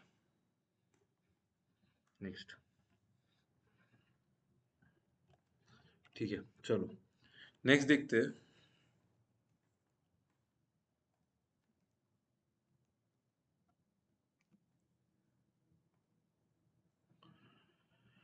ये बोल रहा है 3x² minus plus C, roots of the given equation are A and B equals to 8/3। ठीक है, तो roots of the given equation are A and B और सम ऑफ द रूट्स कितना है, 26/3। 26/3 है, उसमें से b अगर 8/3 है तो दूसरा वाला 18/3 होगा। मतलब ये अगर b है ना, तो यही a होगा, क्योंकि a plus sum of the roots तो गिवन है ना, माइनस b बाई ए होता है, तो 26/3, तो ये 6 हो जाएगा। मतलब यानी कि a हो जाएगा 6 और b हो जाएगा 8/3। ठीक है, चलो। तो अगर मैं इस इक्वेशन को लिखूं तो a हो जाएगा 6 और b हो जाएगा 8/3, तो प्रोडक्ट ऑफ द रूट्स क्या हो जाएगा, 8/3 इंटू 6 यानी कि 16। 16 हो गया प्रोडक्ट ऑफ द रूट्स, और प्रोडक्ट ऑफ द रूट्स होता है c बाई ए, मतलब c/3 हो गया 16, तो c हो जाएगा 48। तो ये जो क्वाड्रेटिक इक्वेशन बनेगा वो 3x² माइनस 26x प्लस 48 बराबर 0। रूट्स, ठीक है। Which of the following, HCF of C and A, HCF of C and A, HCF of C and A कितना, हाइस्ट 6 है, is equal to 50% more than B. 50% more than B है क्या, नहीं है, गलत।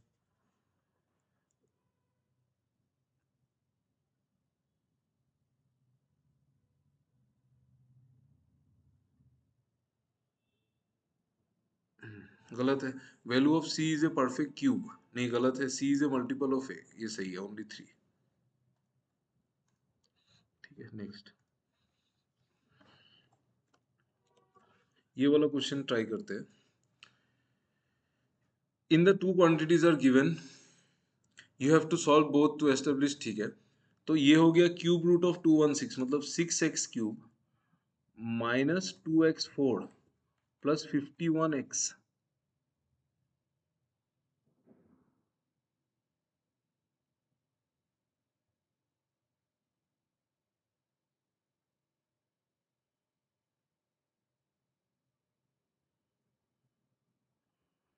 ये तो बड़ा बोरिंग क्वेश्चन है यार, इसमें हर एक में चेक करना पड़ेगा।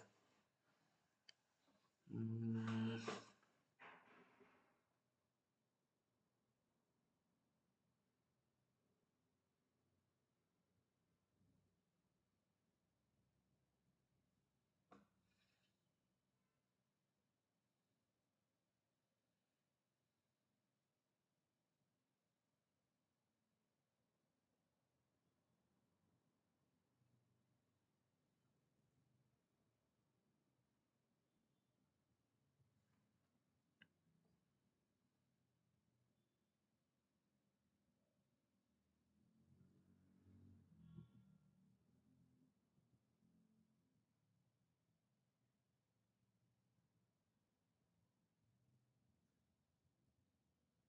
ठीक है, दूसरा वाला देखते हैं। ये आएगा 50y प्लस 9 प्लस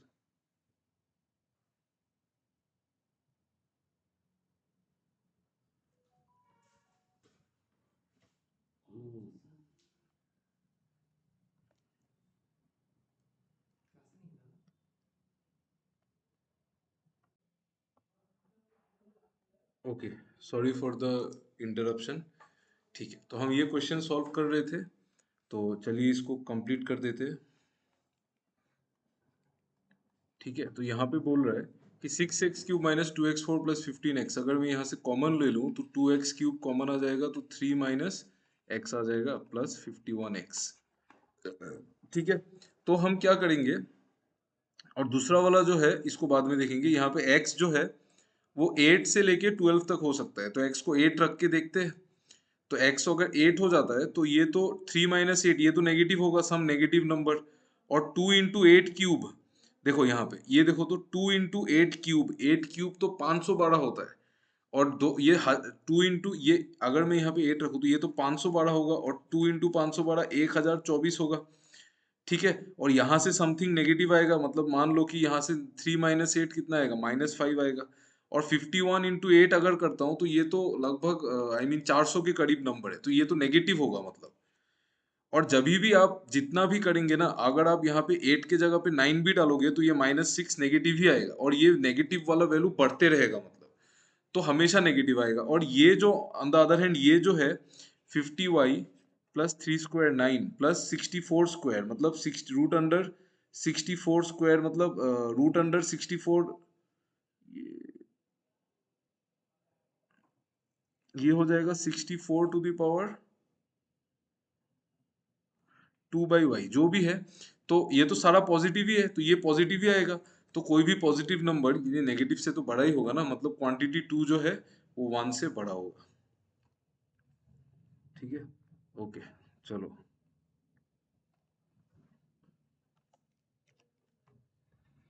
देखो। नेक्स्ट क्वेश्चन बोल रहा है इन द टू स्टेटमेंट्स, ठीक है, तो pipe A can fill a tank in 3 hours, pipe B can fill the same in 4 hours, and C can fill the same tank in 5 hours. आपको पूछा है कि अगर what is the time all of them work together, ये तो बहुत easy question है। तो all of them work together, 3 4 और 5 का एलसीएम कितना होगा, 60 होगा। 60 होगा तो यहाँ से डिवाइड करूंगा 20, यहाँ से करूंगा 15, यहाँ से करूंगा 12। तो टाइम कितना होगा, 60 डिवाइडेड बाई कंबाइंड एफिशिएंसी 35 47, तो ये टाइम होगा, दिस इज द टाइम। ठीक है, तो अभी सेकंड वाला बोल रहा है 2 pipes A and B can fill a tank in 8 hours, A and B can fill a tank in 8 hours, B and C can fill the same tank in 10 hours, C and D can fill the tank in 15 hours. अरे अरे बाप रे। और A and D can fill the tank, find the time taken by them to fill the tank together. A and D भी सब कुछ given है। A and D can fill the tank in 30 hours. तो 30 और 10 और 15 का LCM 30, और 30 और 8 का एलसीएम 120। 60 तो नहीं होगा तो 120, तो अगर मैं 120 एलसीएम ले लूँ तो इधर से आएगा 4, इधर से आएगा 15, इधर से आएगा 12, इधर से आएगा 8।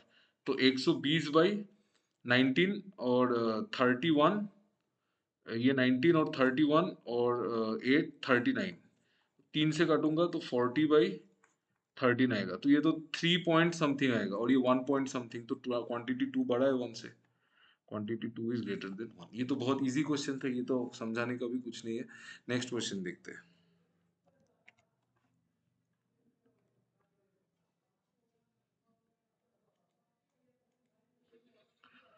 Two quantities A and B are given in the following questions. You have to find the value of both A and B by using knowledge of mathematics. ठीक है, most suitable, ठीक है। Perimeter of a triangle cut. Perimeter of a triangle cut of a square of side 20 metre, 20 centimetre का कोई square है of side 20, तो ये भी 20, ये भी 20, ये भी 20, ये भी 20 है। पेरीमीटर ऑफ ए ट्राइंगल, ये of a triangle, perimeter of a triangle cut of a square, four, perimeter of एक ट्राइंगल का निकालना है, okay. 4 isosceles triangles are cut from its 4 corners, मतलब यहाँ से कट करेंगे isosceles triangle.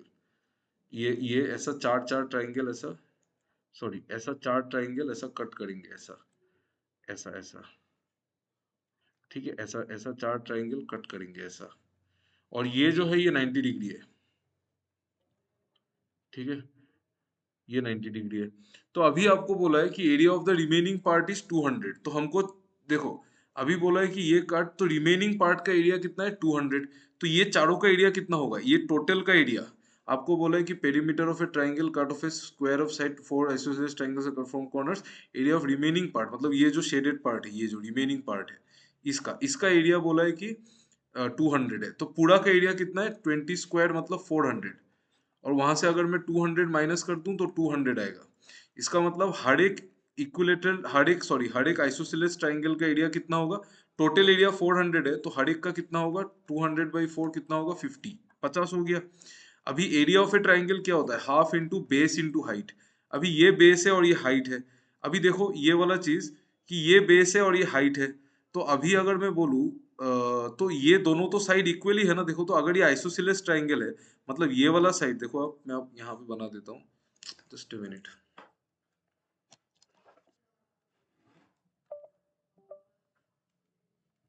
Sorry extremely sorry, क्या हो गया,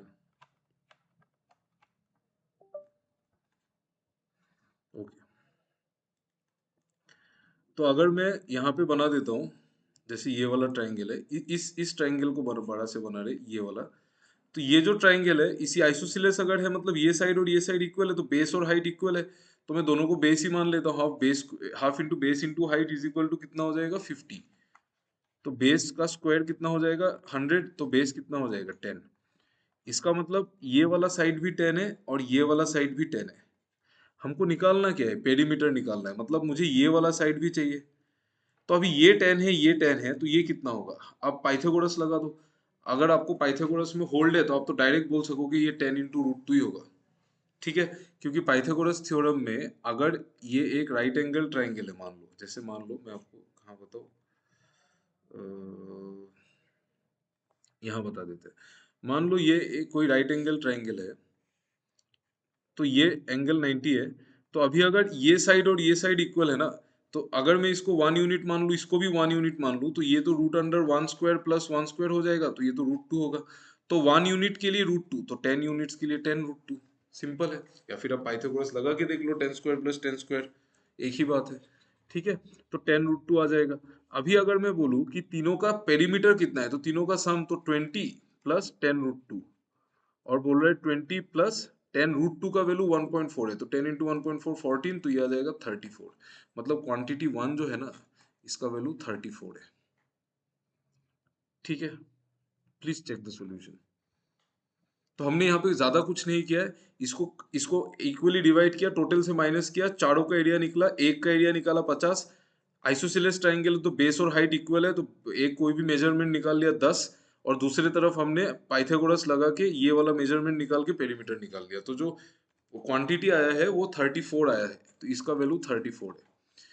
आपको बोला है percentage increase in area of rectangle increase in length and breadth given है, तो लेंथ और ब्रेथ गिवन है, तो लेंथ और ब्रेथ का सक्सेसिव लगता है, तो जो एरिया इंक्रीज होगा 18 प्लस 12 प्लस 18 इंटू 12/100, तो ये हो जाएगा 18 प्लस 12 30 प्लस 18 इंटू 12 कितना हो जाएगा 180 और 36 मतलब 216, तो 2.16, तो ये हो जाएगा 32.16, तो 34 तो इससे बड़ा है, तो मतलब क्वांटिटी 1 जो है वो क्वांटिटी 2 से बड़ा है, ठीक है। इजी क्वेश्चन था, इतना टफ नहीं था। चलिए अगला सवाल देखते हैं, नेक्स्ट। नेक्स्ट जो क्वेश्चन है आपको कह रहा है, देखो आराम से एक बार पढ़ लो, लास्ट 8-9 क्वेश्चन ही बचा है।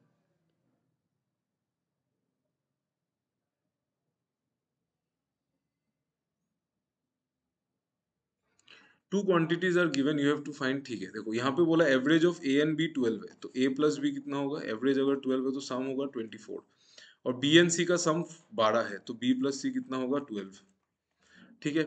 और आपको बोला है कि ए और बी जो है वो 8 से बड़ा है और 14 से छोटा है, मतलब ग्रेटर देन इक्वल टू है, और बी जो है वो 10 से बड़ा है, तो बी क्या क्या हो सकता है, 10, 11, 12, 13, 14, और ए कितना हो सकता है, 8, 9, 10, 11, 12, 13, 14।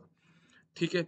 आपको बोला है कि a प्लस बी 24 है और b प्लस सी 12 है, और c जो है वो 2 से बड़ा है, मतलब 2 या 3 ये सब हो सकता है। ठीक है।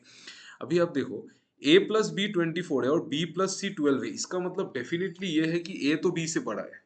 ठीक है। क्योंकि अगर a b से बड़ा है तभी तो जाके b प्लस सी 12 है, मतलब आप मान लो कि a और b दोनों ही 12 है, मान लो आप दोनों ही 12 है, तो वो तो पॉसिबल नहीं है। क्यों? क्योंकि अगर बी 12 होता है तो सी तो जीरो हो जाएगा, बट सी तो 2 से बड़ा होना चाहिए।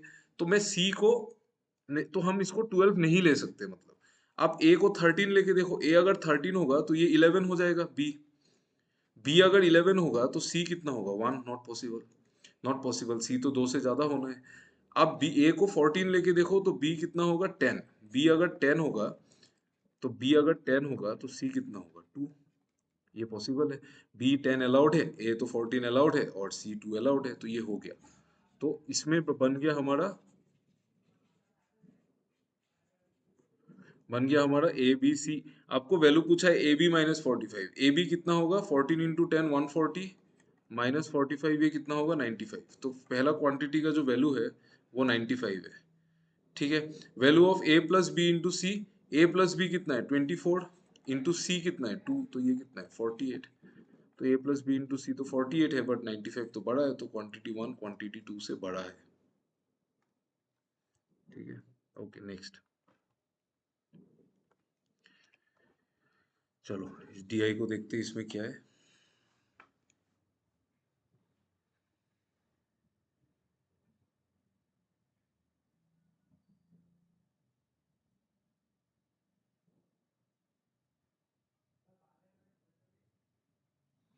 The following pie chart shows the percentage distribution of the number of goods sold in a shop in 5 different days: Sunday, Monday, Tuesday, Wednesday, Thursday। Sunday Monday, Sunday Monday, Tuesday, Wednesday, Thursday, ये 5 है। अभी बोला है total number of goods is 400। आपको बोला है difference between number of goods sold in Sunday and Tuesday is 12। Sunday कितना है, x%, और ट्यूसडे कितना है 1.25x%। इसका डिफरेंस 12 है। इसका मतलब 1.25x minus x, this much percent of total 400, इसका वैल्यू कितना है 12 है। तो 1.25 माइनस 1, 0.25x% जो है 400 का, इसका वैल्यू कितना है 12 है। अभी 400 का कितना परसेंट 12 है, 400 जो नंबर है इसका 1% 4 है, क्योंकि इसका 10% 40 है ना, इसका 10% 40 है। देखो इसका जो 10% है, इसका जो 10% है वो 40 है, तो 1% 4 है, मतलब 3% 12 है, मतलब 0.25x का जो वैल्यू है वो 3 है, क्योंकि 3% ऑफ 400 ही 12 होता है। तो 0.25x मतलब x बाई 4, तो x बाई 4 अगर 3 है तो x कितना हो जाएगा 12, तो x मेरे पास आ गया 12। ठीक है। तो x 12 आ गया, तो मैं इस कैलकुलेशन को मिटा देता हूँ। ठीक है। सिंपल था, अगर आपको डाउट होता है एक बार रिवाइंड करके देख लीजिए। तो x अगर 12 है तो ये हो जाएगा 12, 12%। ये हो जाएगा 1.25 इंटू 12, मतलब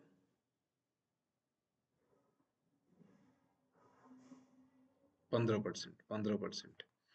तो ये 12, ये 15, 27 और 23, मतलब 50 और 70, तो ये होगा 30, y होगा 30%। आपको क्वेश्चन में पूछा है number of good sold on Sunday and Monday, number of good sold on Sunday and Monday. Sunday को कितना है 12%, मंडे को 23%, तो 35%। Is what percent of the number of good sold on all the remaining days, all the remaining days, मतलब ये कितना होगा 35 है, तो रिमेनिंग में कितना होगा 65। 35 65 का कितना परसेंट है, 7/13। अगर मैं बोलूँ 7/13 का वैल्यू कितना है, तो 1/13 होता है आपका 7, 9/13। तो 7 से मल्टीप्लाई करूंगा तो 49 इंटू 63/13, सॉरी 49 प्लस 63/13, और यहाँ से निकलेगा आपका 13, 3 जा 13, 13, 13, 4 जा 52, तो 54 निकलेगा, तो 53.84 होगा। हाँ 53 पॉइंट समथिंग निकलेगा, 53.84 करेक्ट। ठीक है। चलो नेक्स्ट, मैं इसको मिटा देता हूँ। डीआई में मैं देखो सॉल्यूशन इतना धीरे धीरे नहीं दिखा रहा हूँ, बिकॉज डीआई तो यार हो जाता है ना, अभी तो आप ये सब डीआई तो मतलब क्या ही है। और नेक्स्ट वाला देखते हैं। कि ऐसा ही चलता है या हालत टाइट होता है। देखो, if the cost of each good on Thursday is rupees A, Thursday को कितने गुड सोल्ड हुए, थर्सडे को लास्ट वाला है ना, वेडनेसडे, हाँ, थर्सडे को 30% यानी कि 120, 120 गुड सोल्ड हुए। If the cost of each good on Thursday is rupees A, तो 120 का कॉस्ट 120 है, and the cost of each good on Wednesday, Wednesday को कितना सेल हुआ, 20% यानी कि 80, वेडनेसडे को 80, तो टोटल कॉस्ट होगा 80 ए माइनस 800, तो ये ठीक है। if the total cost earned by the shop if the total cost earned by the shop by selling goods on both the day is 9200, if the cost of each good on Sunday,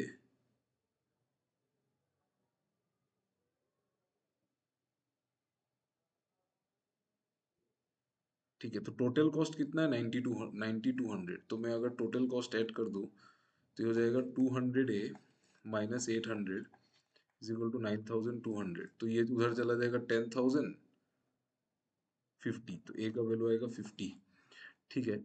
if the cost of each good on Sunday is a minus 20, मतलब ए minus 20 मतलब 30, find the total amount earn on selling goods on Sunday, Sunday को कितने goods sale किए हमने, 12%, हमने 12% cell किए तो 48, तो 481440, ये तो इजी क्वेश्चन था। चलो, sorry 1440, sorry sorry sorry, calculation ठीक था, मारने में गड़बड़ हो गया। चलो नेक्स्ट,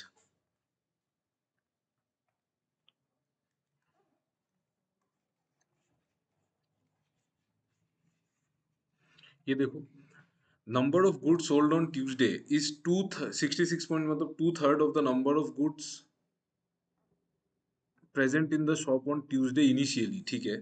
तो ट्यूसडे को बेचा कितना, संडे मंडे ट्यूसडे, ट्यूसडे को बेचा कितना, 15%, यानी कि 40 और 20, 60, तो बोल रहे कि 2/3 था, मतलब 2/3 of the total number of goods, मतलब अगर सेल दो हुआ है तो नॉट सेल हुआ एक, मतलब 30, तो मतलब 90 टोटल है ये आपका टोटल है, ठीक है। Number of goods sold on Tuesday is 66.667% of the number of goods present in the shop on Tuesday initially, इसका मतलब टोटल 90 था तो उसमें 2/3 सेल हो गया, ठीक है। And the number of goods sold on Wednesday is 33 present in the shop, ठीक है। तो वेडनेसडे को कितना सेल हो रहा है, वेडनेसडे को हमारा कितना सेल हो रहा है, हमारा वेडनेसडे को 20%, मतलब 80 सेल हो रहा है, तो ये 1/3 है, मतलब टोटल, मतलब अगर 80 सेल हो रहा है तो टोटल कितना है, 1/3 है तो 240 है, ये 240 टोटल है। तो अगर आपका मतलब 80 सेल हो रहा है तो 160 नहीं सेल हुआ, ठीक है। तो ये हमारा वेडनेसडे का कहानी है। Find the ratio between the unsold goods on Tuesday, Tuesday को unsold goods 30 and the number of on Wednesday, मतलब ये 3:16। चलो नेक्स्ट,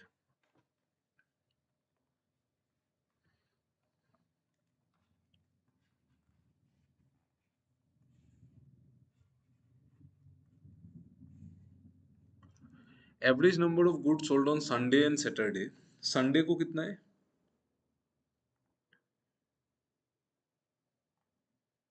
12% है ना, तो 12% यानी कि 48।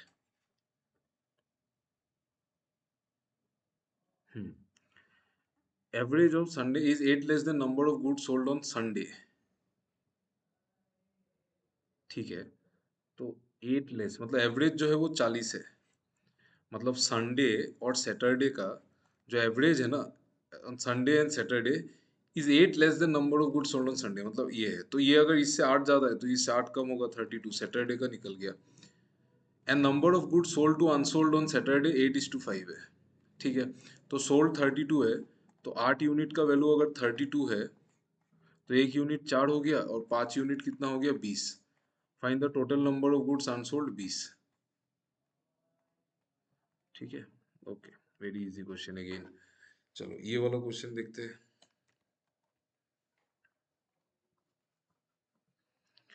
ये देखो, difference between the goods sold on Sunday and Monday, Sunday and Monday, अरे यार शीट मैंने मिटा दिया ना, ये 12 था, ये 15 था, और ये 30 था, ठीक है। तो संडे एंड मंडे का डिफरेंस कितना है, 11%, और इसका 11% होगा 44। तो difference between the number of goods sold on Sunday and Monday is twice the difference between the number of goods sold on Tuesday and Friday, मतलब ट्यूसडे और फ्राइडे का डिफरेंस 22 है। ट्यूसडे और फ्राइडे का डिफरेंस 22 है, जहाँ पे Tuesday कितना है, 15% है ना, तो मतलब 60 है। तो वो 22 ज़्यादा भी हो सकता है, 22 कम भी हो सकता है। ठीक है, 22 ज़्यादा भी हो सकता है, 22 कम भी हो सकता है, 22 ज़्यादा भी हो सकता है, 22 कम भी हो सकता है। ठीक है। और फ्राइडे में, तो फ्राइडे में, हाँ वो यहाँ पे पता ही चल रहा है, number of goods Tuesday is more ही होगा, क्योंकि 60 है तो वो 22 कम ही होगा। मतलब देखो, आपको समझ में तो आ रहा है ना, difference between goods sold on Sunday and Monday 44 is twice, मतलब is twice the difference between the number of good Tuesday and Friday. मतलब ये 22 है, डबल था। तो जिसमें से ट्यूसडे का तो sorry, Tuesday and Friday, Tuesday का, हाँ ट्यूसडे का तो मुझे पता है, तो फ्राइडे का यही होगा ना, 60 माइनस 38 ही तो 22 होता है, तो फ्राइडे का ये हो गया आपका, फ्राइडे का 38 हो गया।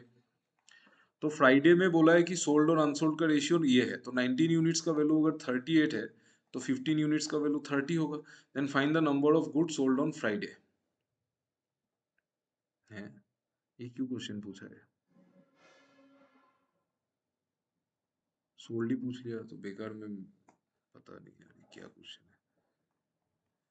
ठीक है, नेक्स्ट। ओके, नेक्स्ट क्वेश्चन देखते हैं।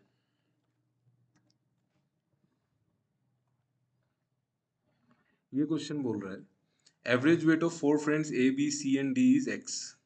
ठीक है, when D is replaced by E the average increases by 14.25%।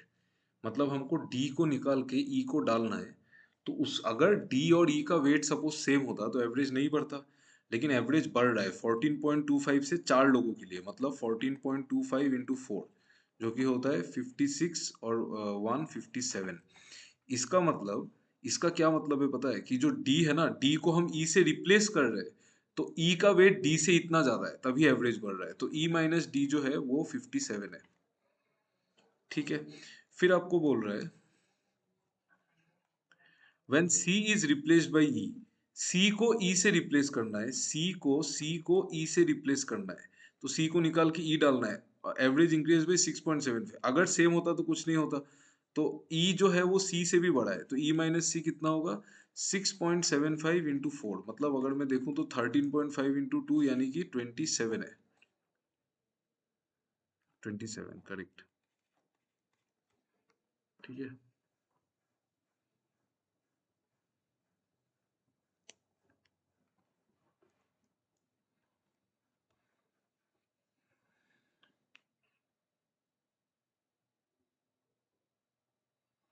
फिर बोल रहा है if the average weight of C D and E is 74, then the weight of E is how much percent more than C. ठीक है, तो सी को मैं, C D और ई, तो अगर आपको बोल रहा है कि मैं सी को क्या लिख सकता हूँ, सी को मैं लिख सकता हूँ ई माइनस 27, प्लस डी को मैं क्या लिख सकता हूँ, ई माइनस 57, और ई को तो ई लिखूंगा।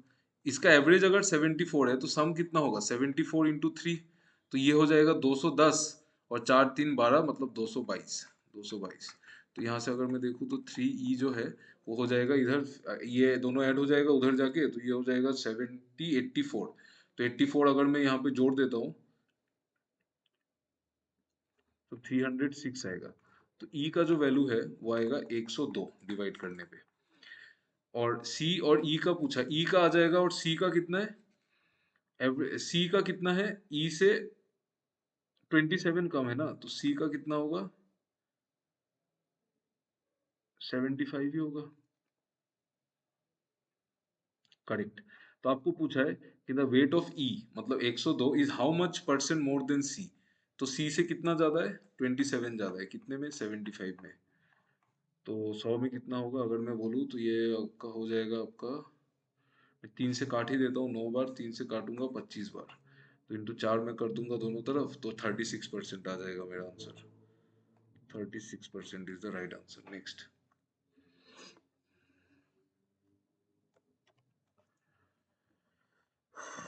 नेक्स्ट क्वेश्चन देखिए, the following questions are accompanied by three statements, you have to determine which statement are sufficient to answer the question। what is the present age of mother, mother का as पता करना है। ठीक है, पहले वाला बोल रहा है कि मदर और डॉटर का डिफरेंस 45 है। ठीक है, तो मदर और डॉटर का डिफरेंस है 45। पहला स्टेटमेंट ये बोल रहा है present age of daughter is 1/4 of the present age of mother. Mother और डॉटर का रेशियो गिवन है।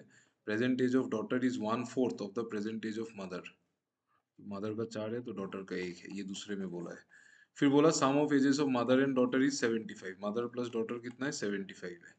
तो कौन से आंसर आएगा? देखो इन दोनों से तो आंसर आ जाएगा। अगर मैं रेशियो में 3 यूनिट को 45 डाल दूं आ जाएगा। इन दोनों से भी आ जाएगा। अगर मैं 5 यूनिट को डाल दूं आ जाएगा। इन दोनों से भी आ जाएगा। दो इक्वेशन दो वेरिएबल, तो एनी टू से आ जाएगा आंसर। इजी था ना, बहुत इजी था, इसमें क्या ही करना है। नेक्स्ट ये क्वेश्चन देखते हैं। Same same data sufficiency. If a wire is cut into 3 pieces of unequal length, मतलब मान लो एक्स वाई जेड इसका लेंथ है। What is the length of the longest of this 3 pieces of wire? Longest में x को मान लेता हूँ।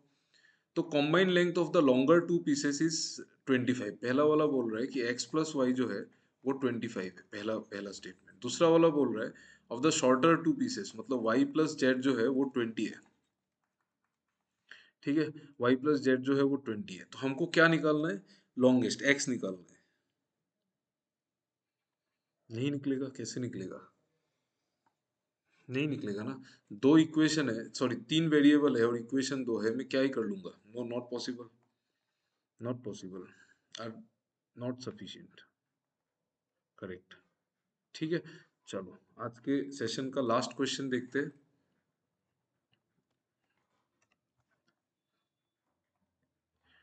बोल रहा है two friends Anil and Mukesh together can complete a piece of work in 20 days। तो अनिल प्लस मुकेश जो है एक काम को 20 दिन में करते हैं। In how many days Anil can alone complete the piece of work? ठीक है, Mukesh alone completes half of the work in 25 days। तो मुकेश कितने दिन में करता है? आधा काम को 25 दिन में करता है, तो पूरा काम को 50 दिन में करेगा। तो इन दोनों से तो आ जाएगा, मतलब स्टेटमेंट 1 से अनिल का आ जाएगा, क्योंकि हम जब इसमें 100 ले लेंगे तो ये 5 आएगा, ये आएगा 2, तो 2 5 तो करके आ जाएगा। मतलब इन कंबाइंड एफिशिएंसी है, मुकेश का भी है तो अनिल का भी आ जाएगा, वर्क है तो 1 से तो आ जाएगा। 2 से आएगा कि नहीं देखते हैं। इजी क्वेश्चन लग रहा है। Two friends Anil and Mukesh can complete a work in 20 days. Efficiency of Anil is 50% more than Mukesh। तो efficiency क्या होगा? 50% ज्यादा है। मुकेश का 2 है तो अनिल का होगा 3। ठीक है, तो efficiency of Anil is 50% more than Mukesh। ठीक है, तो two friends Anil and Mukesh can complete in 20 days together। तो साथ में मिलके काम करेंगे तो एक दिन में 5 यूनिट करेंगे, तो 20 यूनिट करना है तो 100 वर्क है। और हमको अनिल का पूछा है तो 100/3 आ जाएगा। तो दोनों में से किसी से भी आ जाएगा, आइदर 1 alone और 2 alone। करेक्ट। ठीक है, तो that's all for the session. I hope आपको समझ में आ गया होगा। और अगर मैं बात करूं कि पैटर्न कैसे, क्वेश्चन को किस तरह से अटेम्प्ट करना है, तो बेस्ट अप्रोच है कि पहले आप सिंप्लीफिकेशन करिए, पेपर में ढूंढिए, नंबर सीरीज ढूंढिए, नंबर सिस्टम ढूंढिए जिसमें भी आप कंफर्टेबल है, डीआई करिए। और एरिथमेटिक अगर आपको देख के समझ में आ जाता है तो आप करिए, नहीं तो आप उसको आराम से स्किप कर दीजिए। ठीक है, thank you for watching the session. Thank you, bye bye, good night.